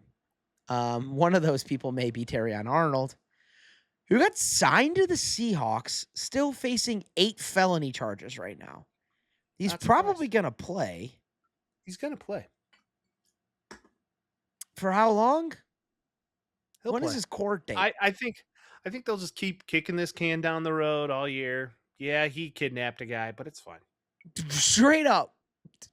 Clearly. He pleaded not guilty, but let's be for real. You know, He like, knew a guy who who knew a guy that helped him allegedly out. kidnapped another guy that he may have been in the Whoopsies. same room while that happened, but I didn't know. Whoopsies. He was there. They have proof that he was there. He was on a FaceTime saying, "Oh my God, you kidnapped a guy? No way! Nice. Thank you Hey, for didn't doing he that steal- for me. Thank you so much. Didn't he steal some shit from me? Oh man, can you get that back from him in the most Yeah, polite way ever? That And guy would have never thought. Yeah, it's not. don't hit him with a gun, please. Please don't hit him with that gun. I think the Lions oh no, made the right choice. you hit him with that gun. Oh man, yeah, you butted him with that gun. I think the Lions made the right choice. I think the Seahawks made the right choice. I think the Lions are like, get him out of here, smart. Seahawks are like, hey, we're established enough, or we can take this guy on. And if he did some fuck shit, then we're all right. I've been watching the Seahawks. What is it? The Hard Knocks. yeah, I've been watching Yeah. it, and I will say Michael McDonald could get me to walk like straight through the fire. That I'm guy, with like, you. man, I'm gonna run through a wall for this man. I'm of the opinion that Hard Knocks is a big old turd now, because every team does their own Hard Knocks. Do you want to know why it's a turd? Yes. Because I got rid of the cuts. Oh, what? They What- don't what- cut, again? They what don't are cut we guys. doing? What are we doing? You need to cut guys. And if you want to watch the Bears Hard Knocks, just go to their YouTube channel. If you want to watch the Bills, go to And their if YouTube. you The want Eagles, to go watch to the their YouTube. Bears make the worst decision of Ryan Poles' career, go back to the year that the Bears were on the Hard Knocks series and they were going down to final cuts. And they got a trade offer for one Velus Jones. We needed a kicker. They got a trade offer for one Velus Jones. He was really young then, Mike. And they were like, "Oh man, I don't know." He was 27 out of college and fumbled all the time and had ferrets. And they're like, we got to keep him. And We somebody gotta was like, keep "Hey, we'll him. give you a 4th round draft pick," and that would have just totally gotten rid of all of the hype around him, got him out the building. But I was like, "No." Remember what he did in his first kick So- return? Kicked the ball 10 yards in the other direction. Idiot. Can't do it. Speaking of the Bears, though, Ozzie Trap looking good. All right, I'm going to speculate. Looking all right. I'm going to speculate. Okay.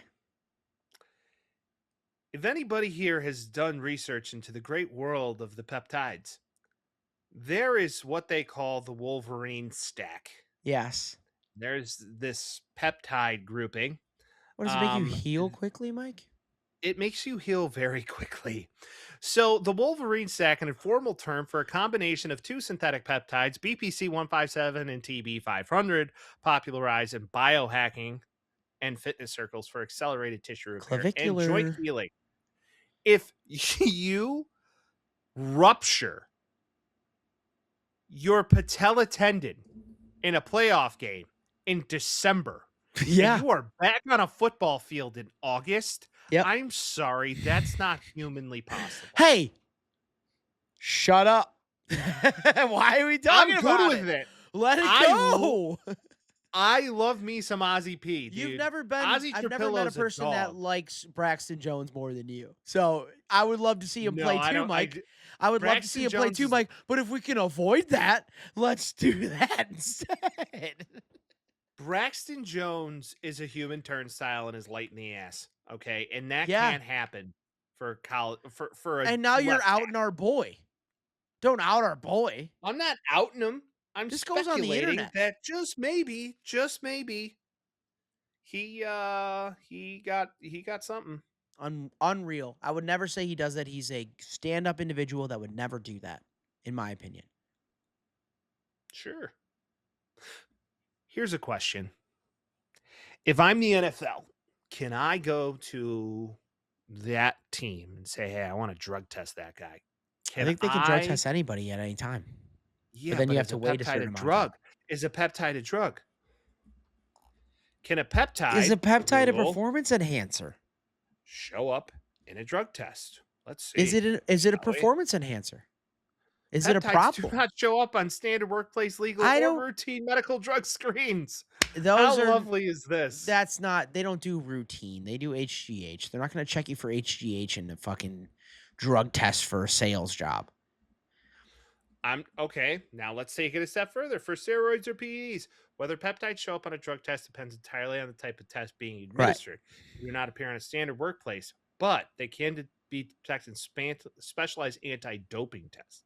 Yep. Maybe. Sports. I could see the NFL going, hey, hi, we'd like to drug test that. Why do we care?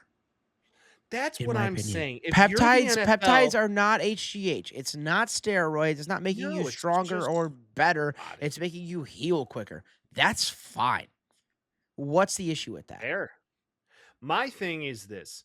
If you are going to take these things, okay, you know the risk, fine. They naturally reoccur in your body. You're putting more of them into your body to help yourself do something. If you grow a third leg, that's on you. Right. But if you're the I wish I NFL, had and that one. puts guy saying I have a if third that nub. puts Go on. if that puts that guy back on the field faster, why wouldn't you just approve it? Especially if they it gets are. FDA approval. Until somebody I mean- on a podcast based out of Chicago, Illinois, decided to out our boy, dude. This is on you. This is your fault. Let's talk about the offensive line for a minute. Yeah, get out of here. I agree. Karan Abagaji Gone. basically got beat the shit out of this Throw week him out. in practice. Bad So draft. much so that a very highly motivated Dio Adangbo just beat the shit out of him for Well, the you have past to 3 remember, days. he's really motivated, so he's gonna play. He's well. motivated, but made Karan just look dog shit. So now He sucks. he's out. We know this. We know he sucks. Then Braxton Jones not in the lineup due to a injury. Then you get this guy from the Browns, Jedrick Wills, who on like a face-to-face level looks to be the part. Yep. He is huge. Like the Yeah, but he gets like, turned okay. around like Braxton Jones does. Well, the problem with Jedrick Wills is you can't stand up out of your stance, and that's Yep. kind of his problem. Yep. But he is a freak. I mean, this Neither guy of is, them are the answer. Well, and that's the issue. What do You know what do the now? answer is? Peptide King. 6'4", 307 for He's Jedrick big. Wills. He's awesome. Are you That's what I'm athletic saying. enough to do what you need to do? He's not. So Ozzy Trapillo is going to be your starting Must, left tackle has to by be. week 4. And you know what we shouldn't do is move Joe Tooney. Just don't do it. Leave him where he's at. Leave him where he's at. I brought this up on the podcast last week. I know you did. That's why I look brought it up. Nope. Do you look at maybe Don't he's do just it. saying Logan Jones, you look pretty good in your first game, kid. How about Yep. some more reps? How about Yeah, you this play guy's a little right really guard? good tight end. Let's make him a receiver. Colson Lovely could be a receiver tomorrow. Yeah. He is the exception. We'll see. Leave the good guys where they belong. Slot in the guys that you have. Believe in your depth. Bring in the guys when they're ready to roll. If anything, make Darnell right a left tackle and put Ozzie in right when he's ready. That's what I think. I think I agree with that statement. I would like to give the roses where they're due to Jade Walker. He looks to be the guy. He's on the team where for sure. I'm not saying he's not on the team, but I do Yeah. feel like he could get some meaningful reps this year. Sure. Still number 20, right? Number 9. Took Brisker's number. That was his college number. He was 20 last year, right? Or 22 or 21 or something like that. He was 20. Just a hell of a catch when it mattered the most. That means something. Hell of So a catch. we Hell have of a catch. time. Hey, I would like to say for the people out there, we are currently at the beginning of fantasy draft season. So for the people that are going to fantasy draft this year, I'm in 3 leagues this year. Unfortunately, I got it down to 2 last year. I got added to another one because I love my friends. This shit sucks, and I'm not going to like it. And I know that I'm not going to like it, but I will say, don't overdraft. Be vigilant.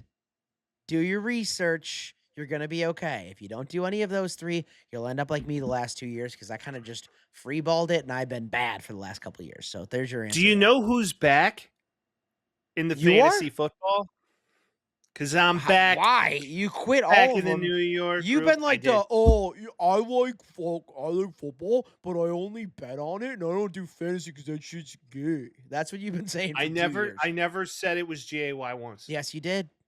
No, I didn't. You probably didn't, but you did.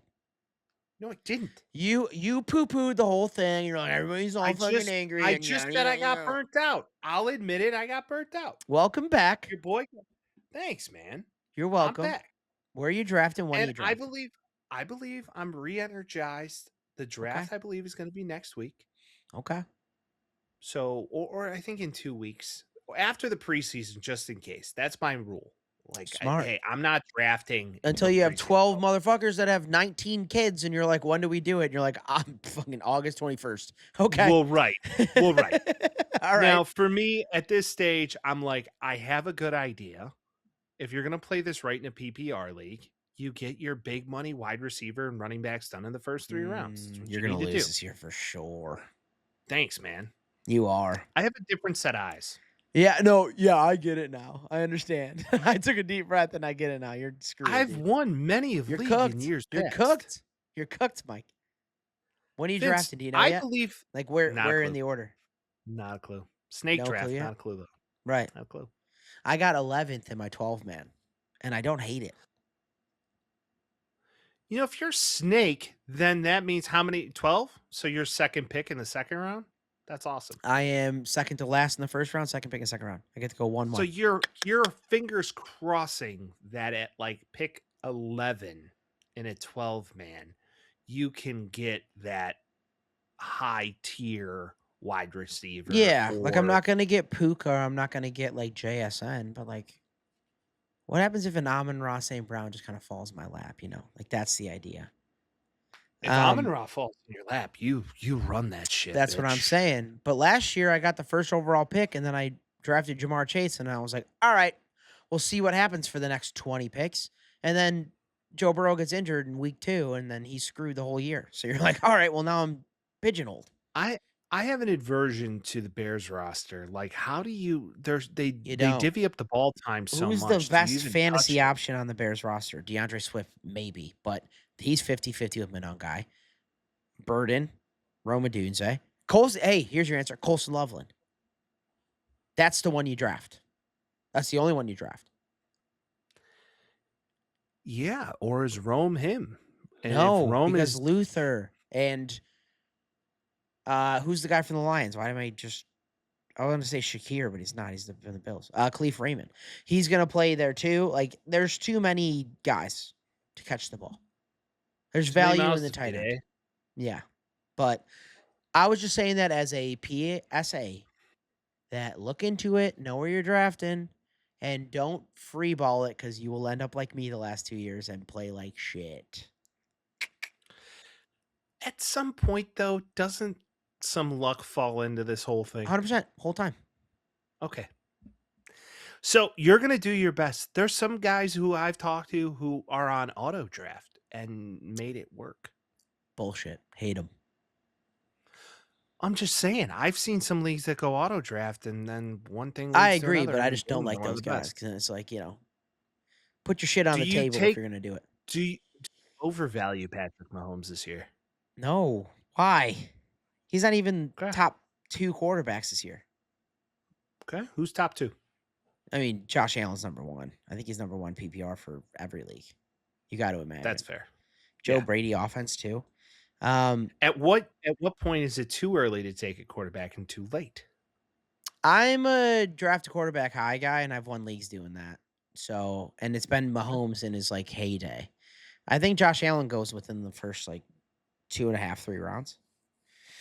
So, if you're in a situation like me, I can either draft a quarterback at 11 or 2 or round 3, 11. So I'm kind of in a late round 3 quarterback.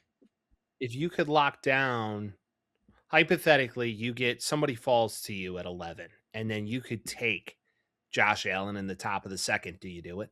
No, because you can get Jordan Love, Caleb Williams, Sam Darnold. Like, all of them are going to score points. Like, True. I just, again, and 2, you don't know who's going to be Puka Nacua because JSN. JSN wasn't first round last year. JSN was the best guy to pick, and everybody's like Jamar Chase. You're like, that's great until Browning is playing, and then Flacco is playing, and you're like, oh yeah, he's got like a legion of quarterbacks playing for him. True. A lot of it is dependent on who stays healthy. There's no doubt. I hope Jeremiah Love's good this year. That's what I'm Do hoping. we do a fantasy overview next week, Vince? Could be a good time. We could. I've been doing research. I will say that I'm in a dynasty league, and we're doing the rookie draft, and I have the first pick in the rookie draft. Ooh. And I think there's only one choice. Who is the best? It's got to be him, right? I guess. I have my quarterbacks. We're a 2 quarterback league. We're a 2 quarterback league. I know, but even so, this is for the foreseeable future. I have Herbert. I have Bo Nix. I have Tyler Shuck. I have to go Jay Love. He's the best offensive weapon in the top 10 this year. You got to take him. Regardless of what happens in the first 6, I'm going to have him for the next 5 years.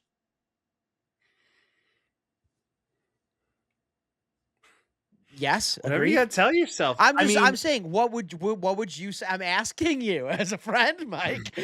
What would you do? Okay. So, let me go this route. So, if I'm Vince, you don't want to overthink this one. Okay. Yep. You don't want to overthink this one. You could just look at where you're headed with this and what offense is going to long-term have a quarterback and have a team that's just not one-dimensional. So one may say Carnell Tate could be a potential option for you. 1-1. He is going to be he is going to be Cam Ward's. Right now, it's a Jacoby Brissett offense. Right, but even so, once again, look at what happened to our friend Mr. Genty last year. What happened? Yeah, you think he's going to be good this year? That may not be the case this year. Don't know. Right. Yeah, I think he's going to be pretty good this year. That's the problem. I need Jeremiah Love for the next 5 years. I don't need him for next year. I got Josh Jacobs. That's a good problem to have. And he's probably not going to play next year. So why don't we do this? Let's do deep dive. We'll do fantasy. Fantasy talk next week. I have 2 drafts this weekend, so I'll do all my research and we can talk about it for people doing it at the early September date. I'll do some research this week too, because I have to. So I'll take my notes. We'll get this done. As always, another marathon pod before. Hey guys, we get if you have regular season fantasy questions, call in next week and we can answer them for you. Who would have thought? I love that idea. This might just be the clip to post. 312-725-2107. You know the line. You know the time. And as always, we'll see you next week. Peace. Talking Tales with Mike and Vince. Oh, you know. Jazzy beats while we dispense. Yeah, you know.